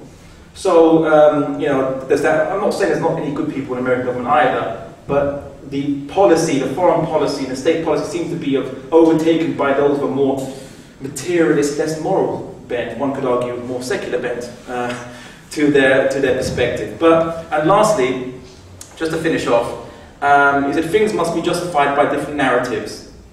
Which he said this, that we should justify things by different narratives. By different narratives. Again, as I mentioned, the humanists don't do this. They will reject our narratives, even though we all a majority of us commonly agree as theists and so on. And democracy and secularism will clash with each other. They will clash. In America, for example, you have the Christian right and their desires to use their numbers to gain their agenda in American politics, and the minority of very staunch secularists who want to see a secular system fight against that, launch litigation against that, try to influence liberal media to fight against that. And this is you've got the American culture wars, which has currently happened. So this has not brought stability. It's not brought everyone all agreeing to disagree. There is big disagreements about politics. It's happening, and in certain countries it has led to violence. And I think the guy Eric Bülent in Turkey remarked that the reasons why they're having all these problems in Turkey is because of different interpretations of secularism and different factions fighting each other because of these different interpretations of secularism. Anyway, thank you. Thank you, Abdullah. Well, when we come back from our short break, it'll be over to you to make comments and ask questions. So you have a couple of minutes, folks. Thank you. Are we all here? Right, well, as Father Frank put his hand up first, would you like to say something? Two questions, one for Abdullah and one for Dr. Buckner. Abdullah, I think you were absolutely correct to point out how some secularist concepts and ideas arise out of the experience of the West. in reaction to some the history of the church and so on. I think, that in a sense, inevitably, after all, we are in England, part of the West, we are conducting this dialogue in English, it's a Western language, so in a way, it's almost a platitudinous fact. I'm not so sure I agree with you about the golden age of Al-Andalus. I mean, I think there were shadows as well as lights in Al-Andalus. Ibn Rushd, the great Islamic philosopher, had to go into exile because of his views at some stage. So, I mean, anyway, that's just side line. My point is that I'm arguing, as it were, for argument's sake, because people know me, you know, I'm not friends with secularists, quite the opposite. But once I can see, outside the experience of the West, some pragmatic case for some people wanted to uphold secularism in the way which Dr. Buckner mentioned, and the state should be neutral vis-à-vis religion. I mean, take the case of Pakistan. If you're an Ahmadiyya, also called Qadiani, you're not faring very well in Pakistan. You are denied the status of Muslim, which entails some liabilities in civil law. If you are in Iran, the Constitution of the Islamic Republic recognizes all castes. Even the fire worshippers are recognized, because they're supposed to in Iranian, except the Baha'is. So my question is, would you not say that if you are a Qadiani in Pakistan or a Baha'i in Iran, etc., don't misunderstand me, I speak as someone who has actually met and embraced President Ahmadinejad. So I'm not, this is a purely academic argument. Would you not say there would be there an argument for a secularist view as defined by Dr. Buckner in a context which is not European, as is not Western? Question, Dr. Buckner. Can we just do it one at a time? Because Okay. I was going to forget what we said initially. So, All right, to answer that quickly. I think the thing with Al-Andalus, it had periods of enlightenment due to the encroach of I think it was the military soldiers from the Franks, the Crusaders at that time. The Al-Andalusian peoples who were poets, philosophers, engineers, and so on were very bad soldiers, very, very bad soldiers. Their weapons were jewelry encrusted and ornate design. They didn't know how to use it because they never used it. They didn't participate in violence and warfare. They were very enlightened culture, very civilized culture. So what they did, unfortunately, is in their desperation to get rid of these encroaching hordes of Franks under various banners of Crusades or what have you, they enlisted the help of North African Berber tribes who had a bit more of a puritanical understanding, and these people were maybe not as tolerant as the Andalusian Muslims. It wouldn't have occurred had it not been due to the encroaching Frank soldiers who were basically, they were from a very tough background, not so civilized regions and so. And so that's a particular historical context. But under normal business as usual, at Al-Andalus, there was this convivencia, this living together, this tolerance. But in terms of Pakistan and Iran, let me reiterate: Pakistan the government is as much intolerant as people like myself as they are with Qadianis. The Pakistani government is not an Islamic government. It's almost like it's a government which is secular, like secularism in the West, borrowed a few things from Islam and misapplied them, basically.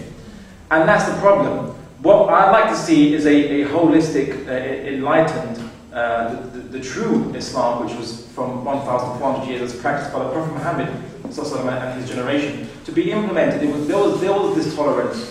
When the Prophet Muhammad was, there was armies going through their region, and there was Christian monks down there. The Prophet Muhammad said, leave these monks alone. Leave them to their, dedications. Leave them.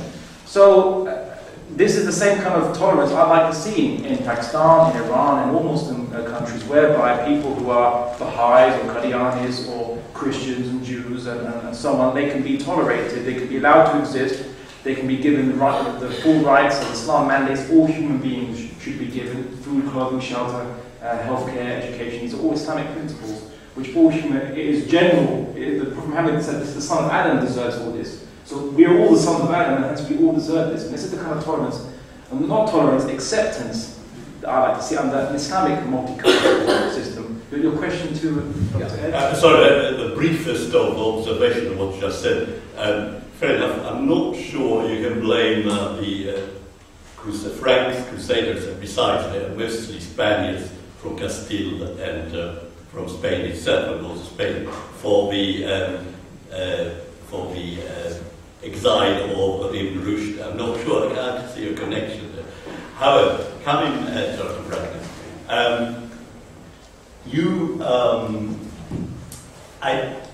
your argument seems to me falls foul of some of the points made by Abdullah, namely the question of metaphysical paucity, the metaphysical sort of hole at the heart of the secularist position as you made out. Seems to me that your position leads to relativism. I mean, Abdullah mentioned Plato. In one of Plato's dialogues, there is a sophist, someone who holds a man is the measure of all things. Man, a human, is the measure of all things. Now, if you hold that position, which was refuted by Socrates in Platonic dialogues, how can you then stand up to some of the nihilist and even immoralist positions which we've seen happening, exemplified in philosopher Nietzsche, is exemplified in some of the totalitarian regimes which have devastated Europe in the last century? You know, where is the metaphysical underpinning which secularism can offer, secularism defined, apart from a vague, pragmatic sort of assumption which does not meet the fact that there are all these narratives, which by the way are not literary constructs, but just, in fact, behind the narrative, actually human beings often fighting and this conflict. How does your position meet the challenge of this metaphysical gap, this metaphysical lack of metaphysical underpinning? You know, whereas atheistic position can offer that eventual solid ground. At the end of the day, it leads you to say this is not allowed, whereas I don't see how secularism can you? Well, the problem for the theist as well as for the atheist is if there is no God, and we don't think there is any good reason to believe in the God, then should we make up a narrative and see if we can get everybody to agree on that narrative in this very deep sense you're talking about? Or should we instead say, well, you know, there is no God, there is no ultimate reality, there is no metaphysical, so we have to muddle along the best we can. We better be practical, we better understand that not everybody's going to see these things the same way. We have to come to some consensus as best we can about how to function and how to live. We adopt criminal laws and we say, you know, when you make this particular thing against the law or this tax required or whatever, you have to have a basis for it that is consistent with the Constitution or the Charter that we have. It has to be not in conflict so much with the major narratives that it can't be enforced or can't be accepted. The idea that secularism has failed because an evil thing like nationalism is interfering with our lives doesn't make any sense. I mean, no, I don't understand why secularists are accused of having to be responsible for everything or accused of stealing from their mamas if they use some idea from preceding human experience, Christian or whatever, as a part of the basis for how they function. And to believe that I have to come up with an absolute moral standard, a touchstone that covers everything for morality, or else I'm left with no way to function, is to say that, okay, we have to pretend there's a God whether there is one or not, because otherwise we'll all be bad children. It doesn't make any sense. If there isn't a God, then we have to construct it, deal with it as best we can. Secularism is a part of that. I happen personally to be strongly opposed to the kind of nationalism and the outrageous idea of, for example, invading a country on a preemptive strike without any sufficient grounds. I mean, that outraged me at the time, long before the war started. I was quite eager to have it stopped. And the fact that our system is not sufficient to have stopped that, to blame that on secularism, that doesn't follow. It doesn't make sense. So the answer is, I don't think there is this narrative you like to have. You have a problem. There is a lack there on the metaphysical foundation of your position, which makes you liable to the kind of critiques which are. So if I don't think there is a metaphysical foundation available, I should make one up and con everybody into believing it. But that's begs the question: is that if you don't have it, you don't have it. No, I don't think there is one. And if that's a problem for humanity, then yes, it's a problem. But we have to deal with it as we can. Okay, all right. What I'm going to do, I'm going to go to Adnan at the back, and then the gentleman in the red shirt there, and then a Christian there. So we have a Muslim, atheist, and a Christian response. So Adnan, a balanced debate. Could you mention who you're addressing your comments to?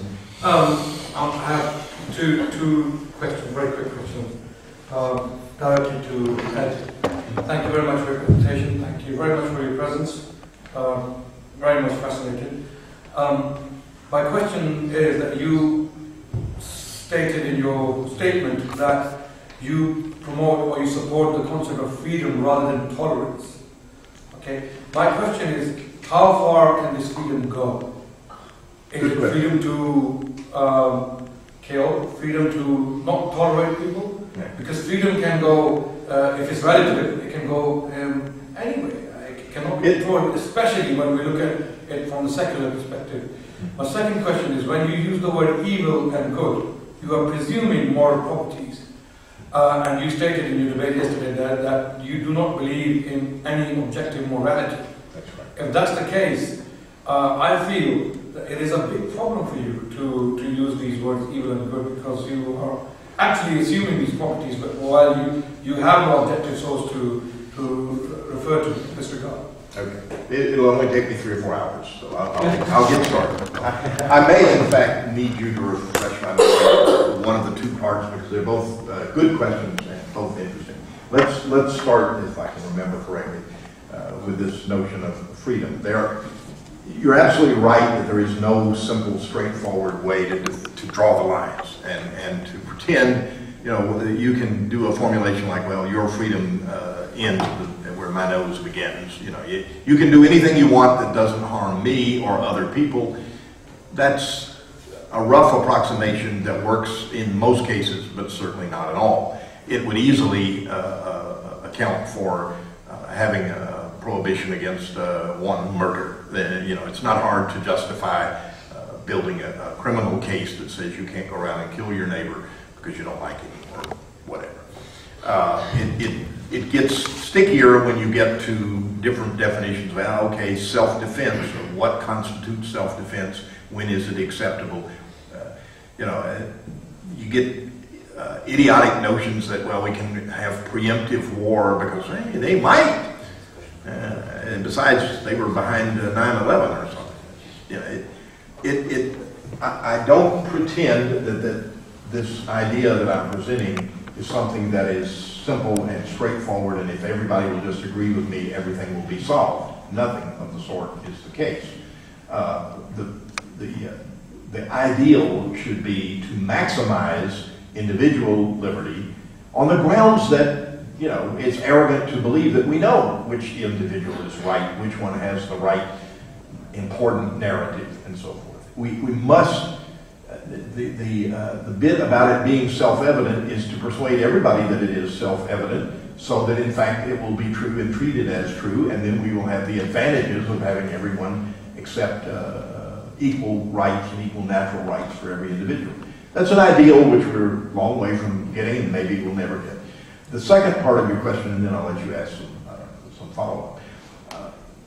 I insist that you do not have a dichotomy, an even, clear choice where either you have an absolute basis for morality grounded in God and in perpetual belief, perpetual standards, or you have no standards and no basis for morality at all. That's simply not the case. We have, every instance that we know anything about of God-given morality, permanent, absolute, turns out on inspection and looking at history to be variable. The standards change. They are disagreements within every community about important moral decisions. Those disagreements vary over time as well as over space. There is no reason to believe that human beings are capable of, if in fact there is a God, and if in fact this God has given us clear objective standards, we still have to interpret it through our subjective abilities. We have to, and it is available only by human perceptions. We have difficulty with this. I actually don't think the God exists. I don't think there are these objective standards. But even if they exist, human beings have to find them. And demonstrably, human beings are not capable of doing that in any kind of uniform way.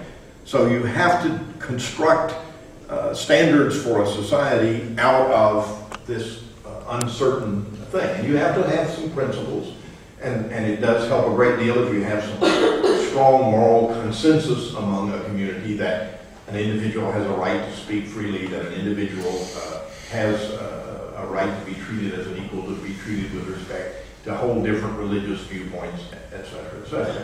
And those vary over time, and yeah, it's possible that 500 years from now, human culture will have changed so much that we will accept things that we think now are impossible to imagine that we would accept. If you look back, slavery was accepted by most of humankind, Muslim, Christian, and all others, a few hundred years ago, 1,000 years ago. And maybe in that context, I mean, you know, if I'm captured by my enemy, would I rather he kill me or enslave me? I'm incapable of knowing because I didn't have that opportunity. So possibly slavery under those circumstances was better than putting all your enemy to death. I don't know. If you look at the Christian Bible, the Old Testament, I don't know whether Jews would agree that this is a proper interpretation of the Old Testament. That Old Testament says outrageous things. It says that God, not just that human beings, but that God said, go and kill everyone in the community. Take the young virgins for yourself, but kill everything else. And it even talks about killing the cattle and the sheep. So there are justifications in the holy books that I am familiar with. The Quran is not one, for almost any kind of mischief and horror that you want to find. It depends on interpretation. Who does the interpretation? In every single case, human beings do the interpretation.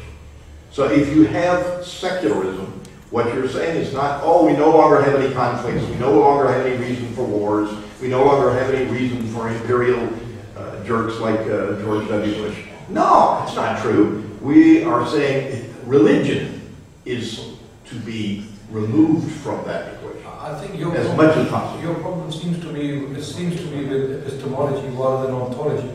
Ontologically, you haven't raised any issues. You're talking about the interpretation, how we get to know the things, how we interpret things, and that's to do with epistemology again. So your problem seems to be with epistemology, and which is what I will come back to tomorrow in tomorrow's debate. Sure.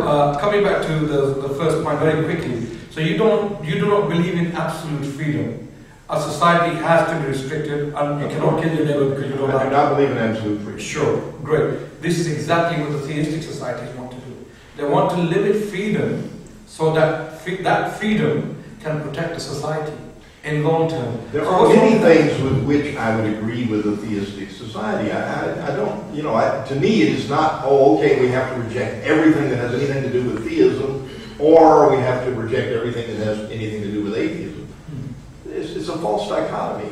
There are many things that Muslims or Christians or other religions value that I also value. And if you want to say, well, the reason you value them is because you come from a background of, maybe so, I don't know.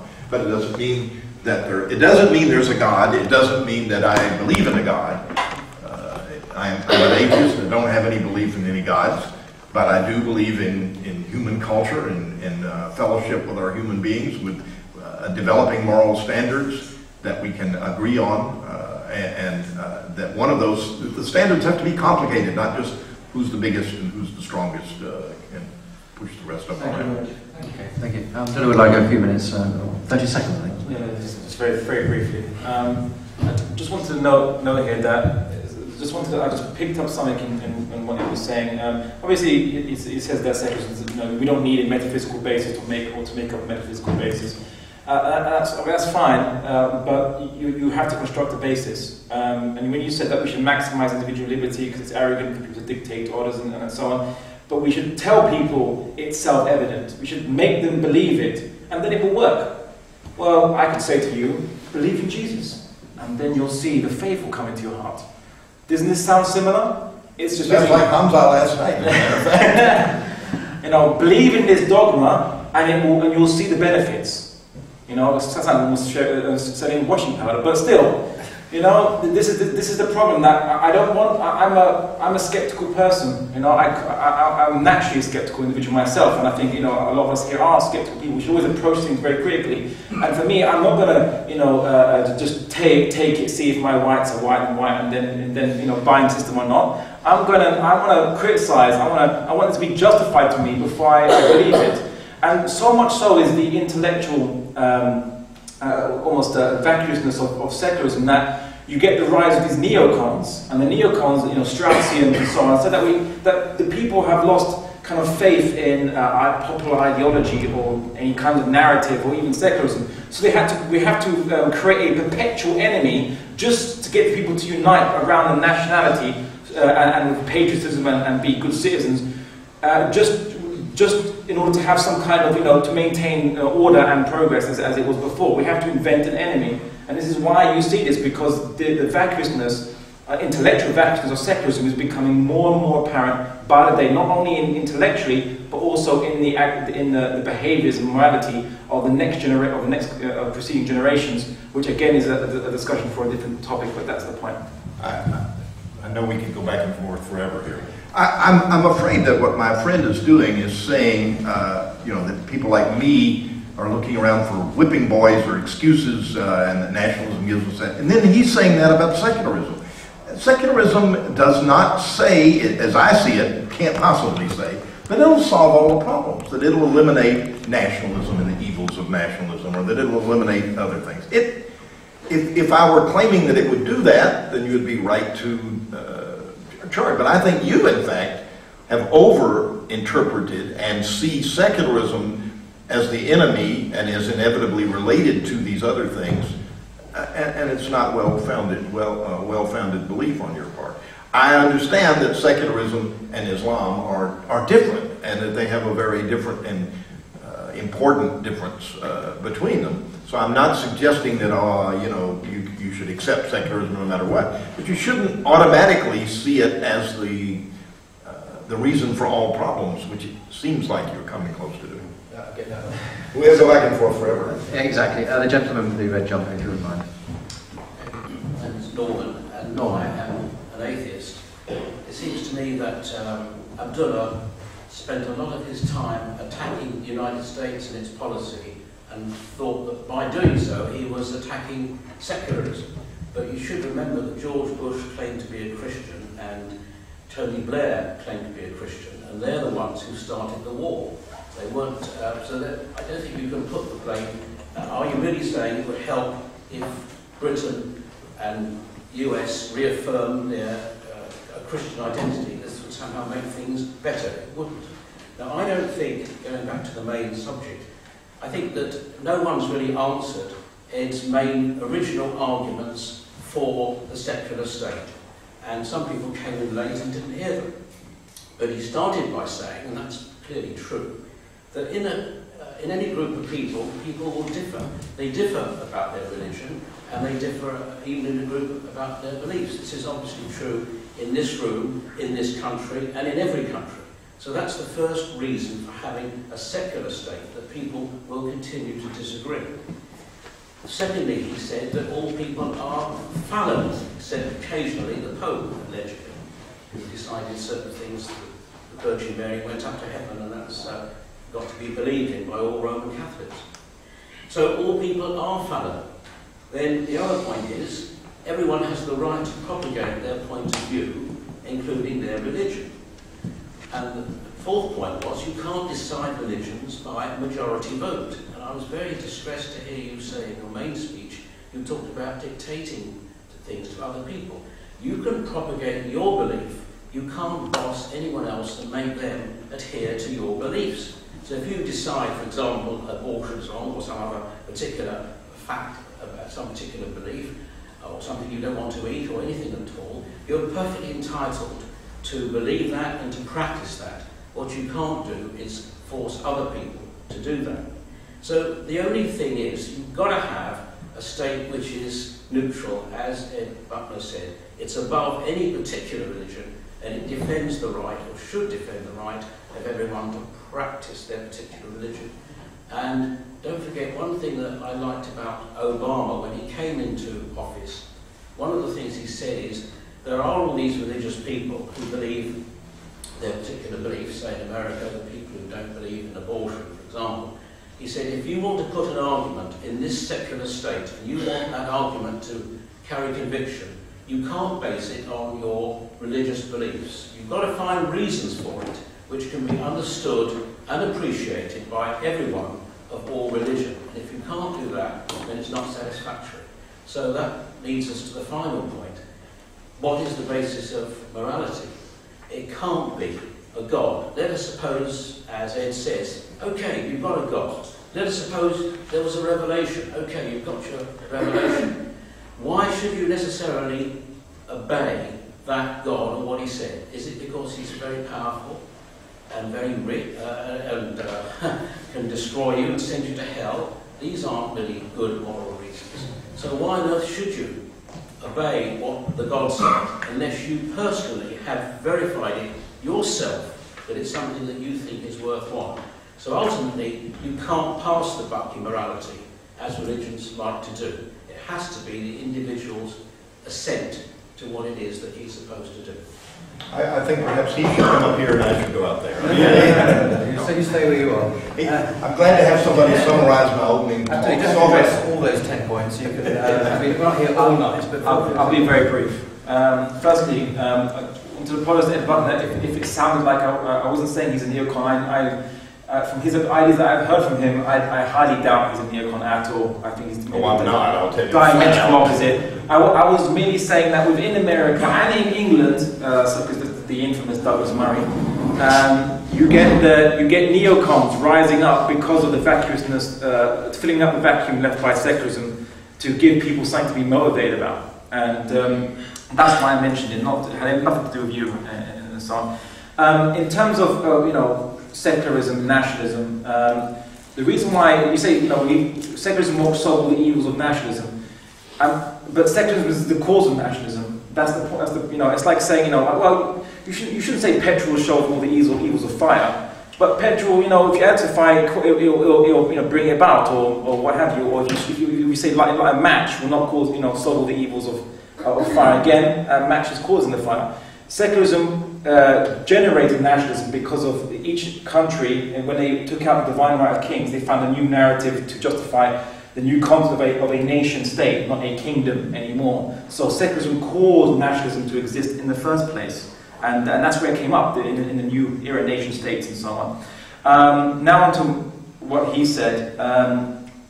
Using America, I'm not using America to attack the example of secularism. In fact, most, if not 90% of what I've been saying today is very general principles. I've only brought in anecdotal elements from England or America. If I do bring in America, it's only because it's in honor of our guest here, the secularism of America is a little bit different than the secularism of England. You see, so if I tell him that, well, in here you have inciting to racial hatred, it's against the law, this is against freedom of speech. He would, and that this is a hypocrisy of freedom of speech, and then he would concur with me. Whereas in England, we say it's perfectly reasonable that you should limit people's speech to incite racial hatred. In America, you're allowed to do it. So there's a difference between England and American system. So I'm using more America because that's how he identifies with it. If I use England, he'll just say, "I agree with you." All right. Job done. But anyway. You said, you mentioned his points, and thank you for that, because I really wanted to get onto that, and I spent my rebuttal responding to his response. But he mentioned the 4 principles, and it was that human beings do not agree. It's like, that's fine. So what do we have to do then? We have to have a system whereby if one people gain ascendancy, they can obviously control the framework of that society, but they give allowances to people who disagree with the main ruling group to dissent and in their own areas have their own system. That's a better idea. Instead of having, right then, you must now all uniformly look the same, you must now wear Chairman Mao outfits and go out and not be individualistic or be different, you must all be uniform and conform to the humanistic viewpoint of the ruling faction. My only contention is that humanists are intolerant of theists and theists, and this is a big contention, and the culture wars in America is happening on this. For example, gay adoption, Catholic adoption agencies were compelled, and these were by the state, you must not discriminate against gay couples, otherwise you're not allowed to do your practice. And they said, well, we choose not to do our practice. Why not allow them to do it? If they want to do that, it's fine. So I'm sure there's atheist adoption agencies that will allow homosexuals to have the adoption. But the Catholics, because they believe in that, why not allow them to do that? You're forcing them, you're compelling them now. It's because humanism, or this secular humanism, is dominating. It suppresses dissent and difference. And this is the problem. It's not the convivencia culture of Al-Andalus. It's very different. And Christians, Jews and Muslims who are not secular in our practice would concur. We feel this every day, that we're odd, or we are wrong people, we are the bad apples of society for daring to desire to see some of our moral programs, some of our religions, or the moral viewpoints of our religion implemented in that society or manifested in that society. You said human judgment, to answer the points that he said actually, you reiterated he said human judgment is fallible. That's fine. So ergo, all human interpretation is not absolute and unquestionable. I concur. I see no problem with that. Yeah, I constantly, within our religions, Christians and theirs, Muslims within ours, Jews within theirs, we constantly, criticize and look to see if the interpretations of our ancestors, so to speak, in scholarship or what have you, not that I'm a scholar, were correct. Human word is nothing. Yeah, but what we believe God's word is everything. So unless it's explicit, any matter of human interpretation can be revised. I concur. I see no problem with that being atheistic. Why is only secularism meant to have a monopoly on that? Unfortunately, why not say that the people who came up with secularism are also fallible? Why not them? They're fallible. Maybe they got it wrong. We have to look at it. We have to look at that. This is why we're having this debate today. And the last point, the third point you mentioned, that religious truth cannot be reached by majority vote or coercion. I agree. My contention with Christians is that the Council of Nicaea was basically electing Jesus for God, and that's an election which I'm against. That is contentious. Christians will disagree with me. They will just say we're just reaffirming the orthodoxy or whatever. Okay, fine. I agree with that personally, but I also agree that no one can be forced or coerced into faith. The Quran says very clearly, from my religious tradition, that there is no compulsion in deen or faith or belief or whatever it is, because until you become a Muslim. Sorry? Until you become a Muslim. No. Then you may not leave the religion. Well, there's a thing. In liberal societies, everyone's free until you become a citizen. Then you become subject to the laws of that state, and there ain't no getting out of those laws. You ain't going to get out of tax, you ain't going to get out of government regulation, restriction, and prohibition. And when people, and to answer his last point is individual religious liberty, which to a very large extent, I completely concur with. Yeah, that we should have all the freedom to choose what belief we want to engage in. So I became a Muslim. I value the ability to choose, make that choice, and become a Muslim. But at the same time, there is certain hypocrisies within the Western system. For example, in the McCarthyite era, you did not have the freedom to choose to become a communist and be known as such as a communist. You would be persecuted. Currently in Britain now, there are persecution, so to speak, witch hunting, against what they call extremists and radicals, defined by the government. I don't know who gave them the ecumenical authority to define what is an extremist and what is a radical. I said communists were once called atheist extremists. I mean, who decides what's an extremist? And then why must they be given government money? Why must government money be put into programs to fight these people, persecute these people, and allow popular forces on the streets to go and riot, to ban mosques and ban these people from expressing their faith. This is the problem. I'm not, we're not here to hurt anyone. We just want to believe what we're going to believe and get on with our life and live side by side. But we're not allowed to do that because we're now viewed as threats to the state. So these are the problems that a secularist who can be epistemologically legitimate secularist, staunch or 100% secularist, can say these people are a threat to our society. We must deal with these people. They are an ideological threat to our society. We should deal with these people. Just as in Nazi Germany, they were also secularist, but they said that, well, under German nationalism and their supremacist extremist version, whatever extremism is, but I'll say there is extremism, they said that Jews were a threat to. They weren't German, they're not real Germans. And this is the problem that I'm trying to highlight here, is that secularism doesn't fulfill properly all those 4 points to the extent that you'd like to think you did. And that's my point. I'm trying to highlight that you're not also consistent with the criteria that you developed. And I'm glad you brought up that question. Anyway. Thanks so much. So the Christian gentleman there, yes. My question relates to a statement that you made that links up with your philosophy. You said that you explored the issue of human equality and you defined what you understood by human equality, and you stated that it's about worth, equal worth. I'm sure all of us would agree with that. My concern is that the triumph of secularism. My concern is that if you remove the theistic explanations that support the equality of human beings in terms of equal worth,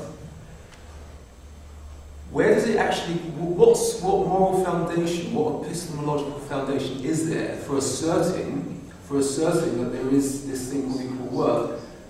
It seems to me that it's possible philosophically to construct various arguments, which we won't look into now, at least I won't, to give that support. But actually, ultimately, it's an arbitrary thing. It depends on individuals and the way they want to reason out a particular argument. There is no universal justification, moral justification, that's agreed by everyone from the secular point of view, because I understand you also reject all notions of objective morality.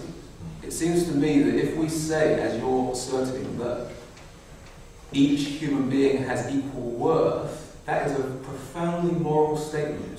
And it also, to my mind, it's an absolute moral statement, because you're not saying most human beings are of equal worth. You're saying, if I understand you correctly, all human beings are of equal worth. All is equal, in my understanding, to an absolute. It's a universal statement of truth. It's attributing a value to something that covers the whole spectrum. So what I'm asking for is not for you to say agree with me or whatever it gets to be. I'm suggesting that this is a deeply problematic point that you're making about equal worth when you actually reject all notions of universal morality. There's something there that needs to be reconciled, and I sense from what you've said it can't be reconciled. It may be that ultimately it cannot be reconciled, but let us imagine that there is no God. I understand you don't agree, you're a Christian, you believe there is a God. Let's imagine there is no God, whatever you believe.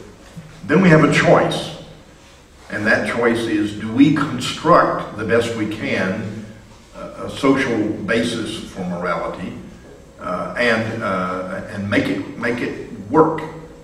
And if we do, it seems to me that practically speaking, and based on our history and our experience as human beings, one of the best things we can do is to establish that this principle that we will agree on, get consensus on, build consensus for as widely as possible, that all individuals have worth, is worth doing for the sake of human culture and human progression.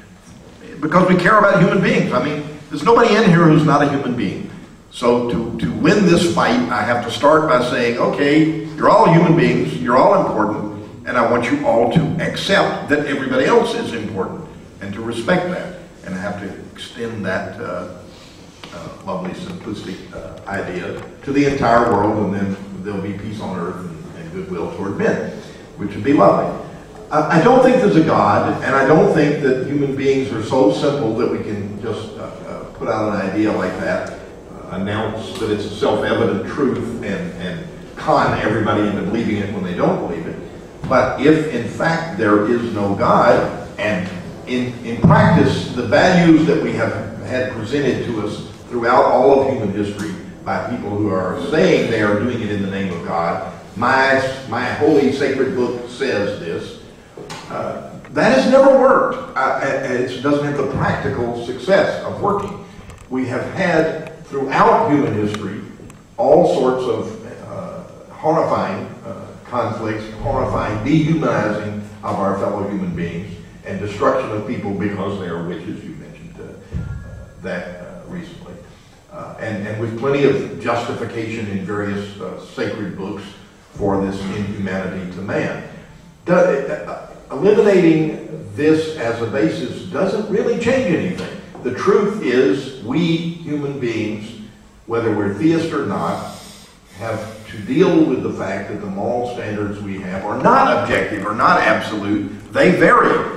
And somebody saying, oh, look, they don't vary. It says right here in the Ten Commandments, thou shalt not kill. It says right here in the Quran, you shall not do so and so. In practice, that's never stopped people from killing each other. It's never stopped people from engaging in the sort of thing. Abdullah said earlier that the theist has this thing to fall back on, this ultimate standard. We can see from history that that has not succeeded. We have had the Holocaust. We have had the Crusades. We have had all sorts of terrible, horrible things done to our fellow human beings. And it hasn't stopped. It's still going on. And it's being done in the name of God, in the name of Marxism, in the name of nationalism. I don't pretend that religion is the only problem in the world. And I don't pretend that religion is always a negative thing. I do think on balance it is more likely to be a negative thing than a positive thing in the long run. So I know I haven't fully answered your question because I don't think it's answerable by anyone, not by him or by me. Right, okay. Can I respond to that? Well, what I'm going to do now, the last question will be this gentleman here in the hat. So if you want to respond, make it brief because we're running out of time. So. Michael, put on your hat, please. Good. You mentioned the word consensus early on in your response. It seems to me that if we're all agreeing, if it was an atheistic world, let's all agree that humans have equal worth, that's effectively what you're saying. That is a pragmatic approach which it logically cancels out the idea that we have intrinsic moral worth. What you're saying is, let's agree we all have equal moral worth because it makes us all get on with each other. But intrinsically speaking, that moral worth, equal moral worth, doesn't exist in your template. It doesn't exist in any supernatural way. There's nothing from outside of humanity to give us this idea. We have to accept this idea, develop this idea ourselves. And because we're human, it will be less than perfect. Can I just say a point of information? One sentence. Point of information, where that is. Parliamentarian meeting, where's the sergeant? Exactly, this is in Parliament. Is this to do with the far exit? Previous question. The state doesn't have to judge people's moral worth if they come before a court. All it's saying is it may not take account of a person's religion in deciding whether he's guilty or innocent. That's all it means. Thank you. The gentleman here in front of us. First point I just wanted to mention, I think you read too much into secularism, because it's like you mentioned that secularism actually created nationalism.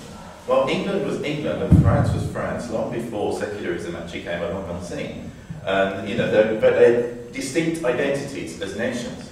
So, secularism might have contributed to it, but it certainly didn't create that.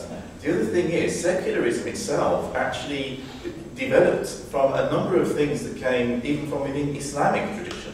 The fact that the Prophet ﷺ, peace and blessings be upon him, when he actually went to Medina, actually set up a constitution where he recognized that the Jews did not have to recognize him as a prophet of God, but as the head of state, which the tribes of Medina had invited him to be. And so, in a sense, that could be seen as secular. It certainly was a precursor to many of the same things that came about within, I'm talking about pure secularism here, because a lot of your criticisms are forms of secularism, as opposed to the pure points of secularism itself. The other thing is that you can also see this even in the Convencio when it was actually prospering, and the Turkish system is the same thing. There's elements there which could be seen as secular. Certainly they weren't like theocracies, in the sense like you would see in the Ayatollah in Iran or something, or the Catholics when they were dominant. The other point I have is for the Honourable Doctor. It's, with your points about secularism, it's how do you respond to when secularism becomes such that forms of it actually persecute religion? It's like banning of hijabs, banning of crosses, and other kinds of religious things. I mean, I'd just like to hear, what you have to say about this. I think secularism can get corrupted, and I think when it actually persecutes religion, the trouble is interpreting what counts as persecuting religion. But when it actually persecutes religion, then it has failed, and it is not a pure secularism or an appropriate secularism as I would define it. I'm a very strong believer in religious liberty for people who have completely different religious ideas than each other or than me. When you get into the practical things, if you get into like in France, whether they ban the wearing of headscarves as they go to university, I would disagree with them. I think that's a mistake. When you get a thing about whether a woman can wear the burqa and not be visible, if she's driving or if she has in a public arrangement, then I have a problem with allowing that because it affects other people and not just her or her culture or her family. So there are going to be differences in interpretation. Secularism doesn't eliminate the fact that human beings have fallibility in their judgment and disagree with each other, and it doesn't eliminate nationalism and these other things. But I would agree with the premise that secularism has failed when it persecutes religion. We get the definition of what counts as persecution, we're going to have trouble, of course. But I agree with the basic idea.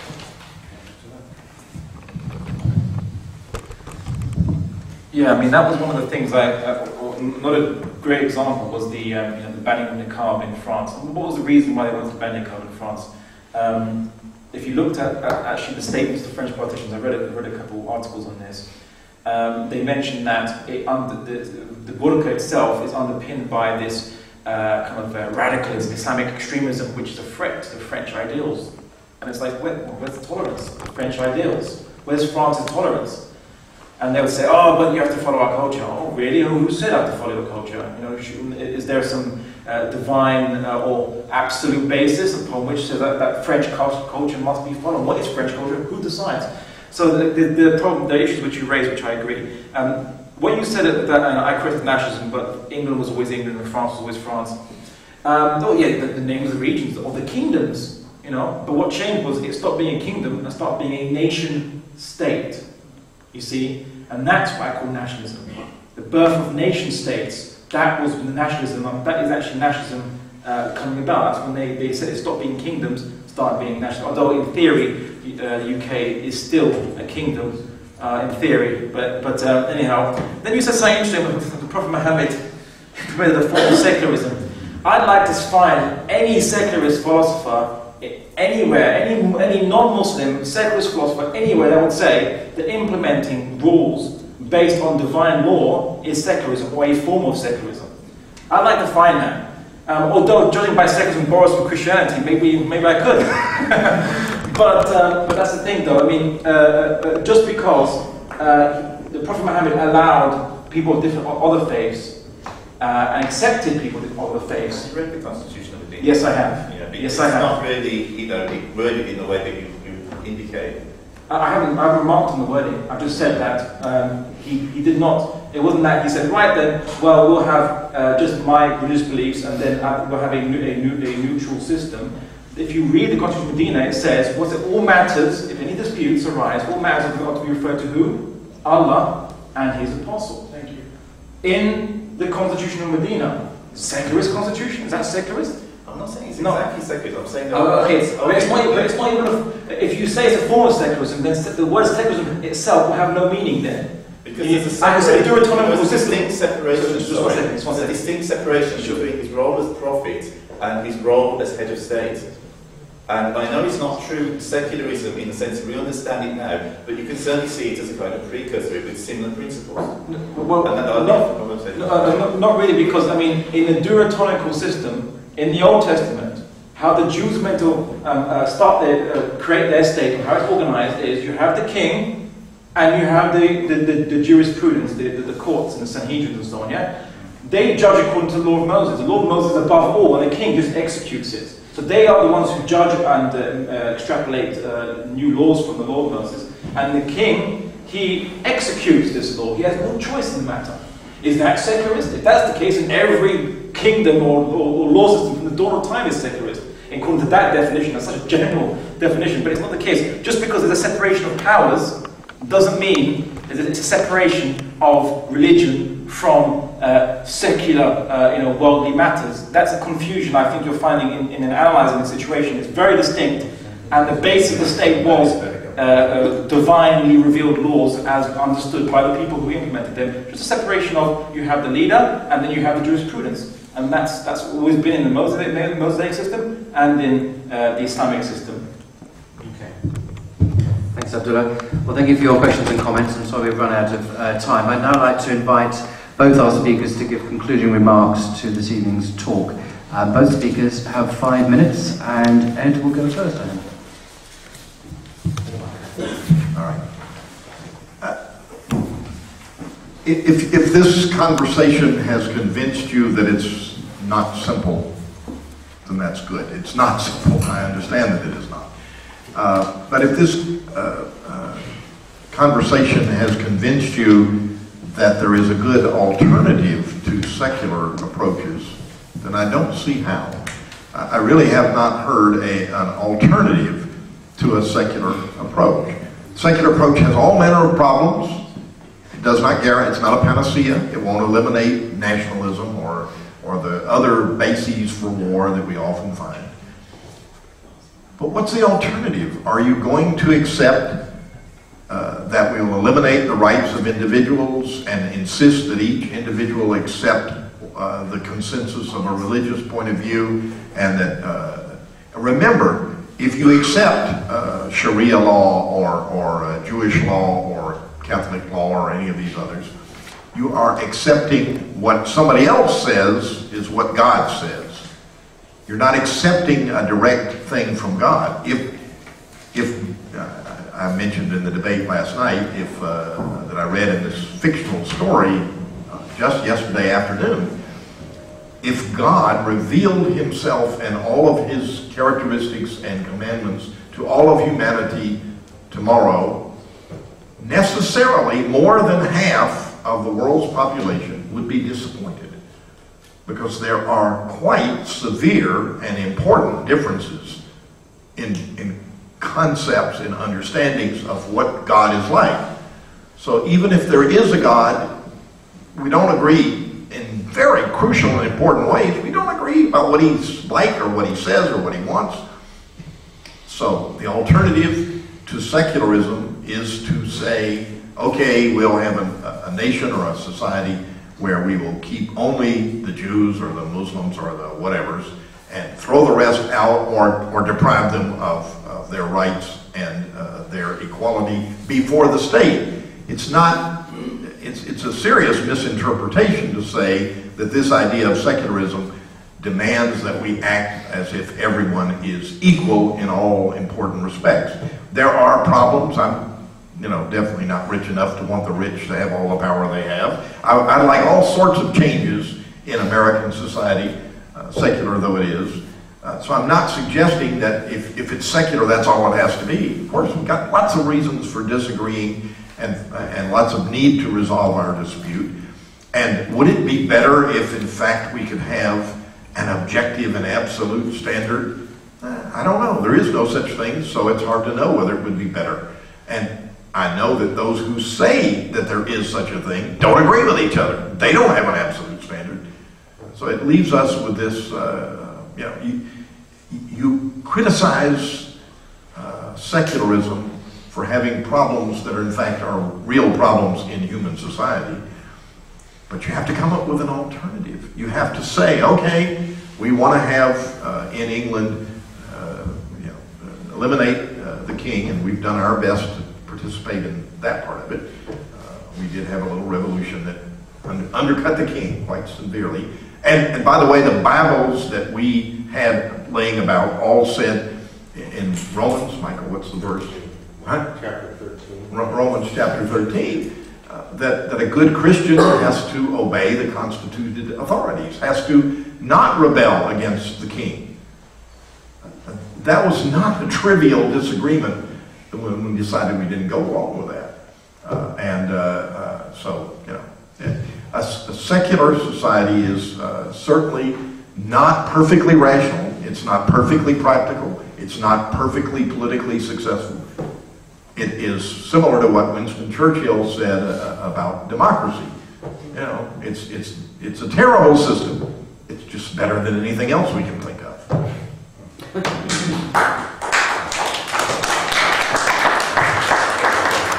Thank you, Ed. Abdullah, you have 5 minutes thereabouts. Thank you. Firstly, I'd like to thank Ed for a very great discussion we've had. I think we've done a lot of engaged in a lot of topics, and I think there's a lot for us to walk away from. I've certainly learned something. I hope you certainly learned something from this, and that was the point of today's evening, is for us to gain more understanding about these topics. But to go into the crux, I mean, basically, as I said before, I don't hold it or harbour any hatred or resentment to the political philosophers who came up with secularism or liberalism or even communism and so on. I read their books, I see what they're saying, and I detect in them a desire for good, a desire to try to improve the societies that they were trying to solve, that they were seeing there were problems, amongst. But just because they desired good doesn't mean now I should just accept their ideas. You know, I can say you desire good, that's great, good intentions, but you know what? The bad solution, though. You get points for effort. That's essentially my approach. For this. So I don't harbour any resentment. None of us here should harbour any resentment or hatred for different ideas. We should, view all the people who came up with these ideas. We should instead learn to appreciate the good intentions behind these ideas, with the possible exception of obviously Nazism and all that. Maybe there are exceptions. Anyway. There are differences. Degrees, there we go. Just a few points. Basically, I think to surmise, what you're saying, his point is, if you accept living under a state not based on your system, then that means you're accepting the beliefs of that system. I say, not at all. The Prophet Muhammad, when a Jew came up to him committed a crime, he asked for someone to bring the Torah to say, now what is the punishment for this crime that this Jew has done, and then he executed the punishment in the Torah for which the Jew believes in. Now, I would love it to live under a Christian state where I am accepted as a Muslim, where my values and my beliefs are accepted. The state might not believe in it. It might be be based on the teachings of the New Testament and what have you, which I don't hold to be authoritative. But if they recognise that I have a right to exist, that I have a human right, which all human beings would follow, and that within certain Muslim areas we could have some a modicum of Islamic authority, like the Muslims ground on Christians. I'd love that. I say, fine, I'll take that. That's excellent. I often say that the concept of being that is called a dhimmi, or a citizen under contract. And you know what? I say, please treat me as a dhimmi. I'm totally happy for that. That'd be the best thing ever. Unfortunately, in this state, I'm not treated as a dhimmi, which carries a negative with it, that I have to now conform to the prevailing system. And that's the problem. I don't want to conform. You say, why is it that you think that if you treat someone differently, you're being negatively discriminatory? Ever heard of positive discrimination? In fact, liberals have recourse to positive discrimination when it suits them as well. Also, it's like, in this world, there are people that have different absolutes or objective values. And that's fine. I mean, obviously, amongst the Abrahamic faiths, there's actually more in common than we actually have difference. But why not live in a world of a plurality of people believing in absolutes? And then work out a way of which we can negotiate with each other to live side by side. And I see no problem with this. That's the alternative. There's your alternative. Today, we're not here I wasn't here to discuss the alternative so much, just discuss the concept of secularism itself. But there is an alternative. It has been tried historically. There's an upcoming debate which they will discuss that much more in detail in this discussion. And I think we can find out a bit more about how to live in a truly multicultural system whereby difference is accepted, not accepted via you having to conform under a general rubric. And lastly, I think just to finalise, I don't know how much minutes I've got left, but basically 2 minutes. Basically, I set out today to show that secularism is irrational. His final conclusion is that, well, you know what, it might not make sense, and there's maybe no proof for it, and it's just self-evident. If you just take it as self-evident and try it out, maybe it'll give some benefit to what's happening in the current world today, possibly, but it's better than all the rest. Well, then then that is, even if that is true, even humouring that being true, it still has shown that the secularism is still irrational.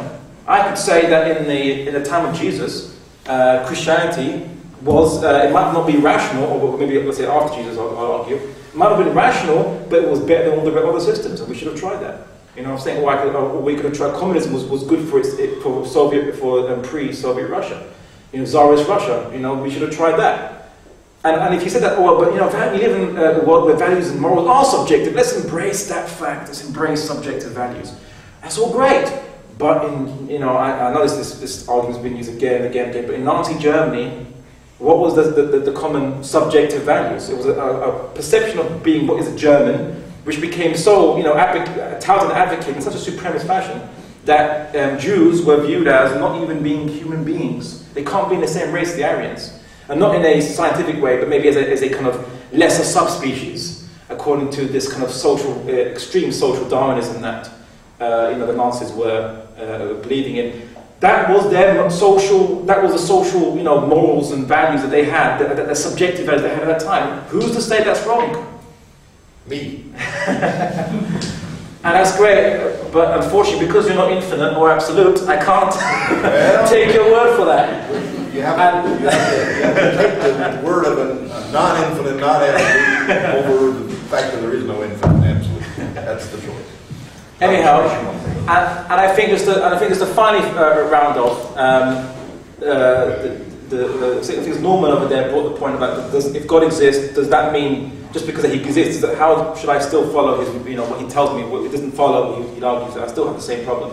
That's not the case, because as human beings, we can appreciate that the concept of God possessing us, ownership. The ownership concept. That if someone owns you, they have a right over this what they own. So we believe in our theology that God owns us. We are His property, and hence it makes rational sense to follow that. And at the same time, if that doesn't move or motivate you, there's also the reward and punishment concept, which is behind almost all law systems. Every single law, the most fundamental discussion with philosophy of why you should do something, why you should follow the law theory, command theory, it is because of the threat of punishment and reward. It's in basic philosophy. So why is it that it's okay for that in philosophical discussions, but not when it comes to God's laws? Oh no, that's something different. No, that's just wrong. Or why should we follow that? No, I think you should look at the philosophy of command theory and why we should follow commands, and you have the exact same answer as the answer that theists would give you as to why we obey God. And all I'm arguing today is that we let us set up the basis for our society for human organization on a cohesive, cogent, and rational viewpoint, not something that we're just told to believe as a dogma and implement, and it doesn't solve even the problems it promised it would solve, and instead create even new problems that we never heard of before. Anyway, thank you. Thanks, Abdullah. Thank you for everyone here tonight.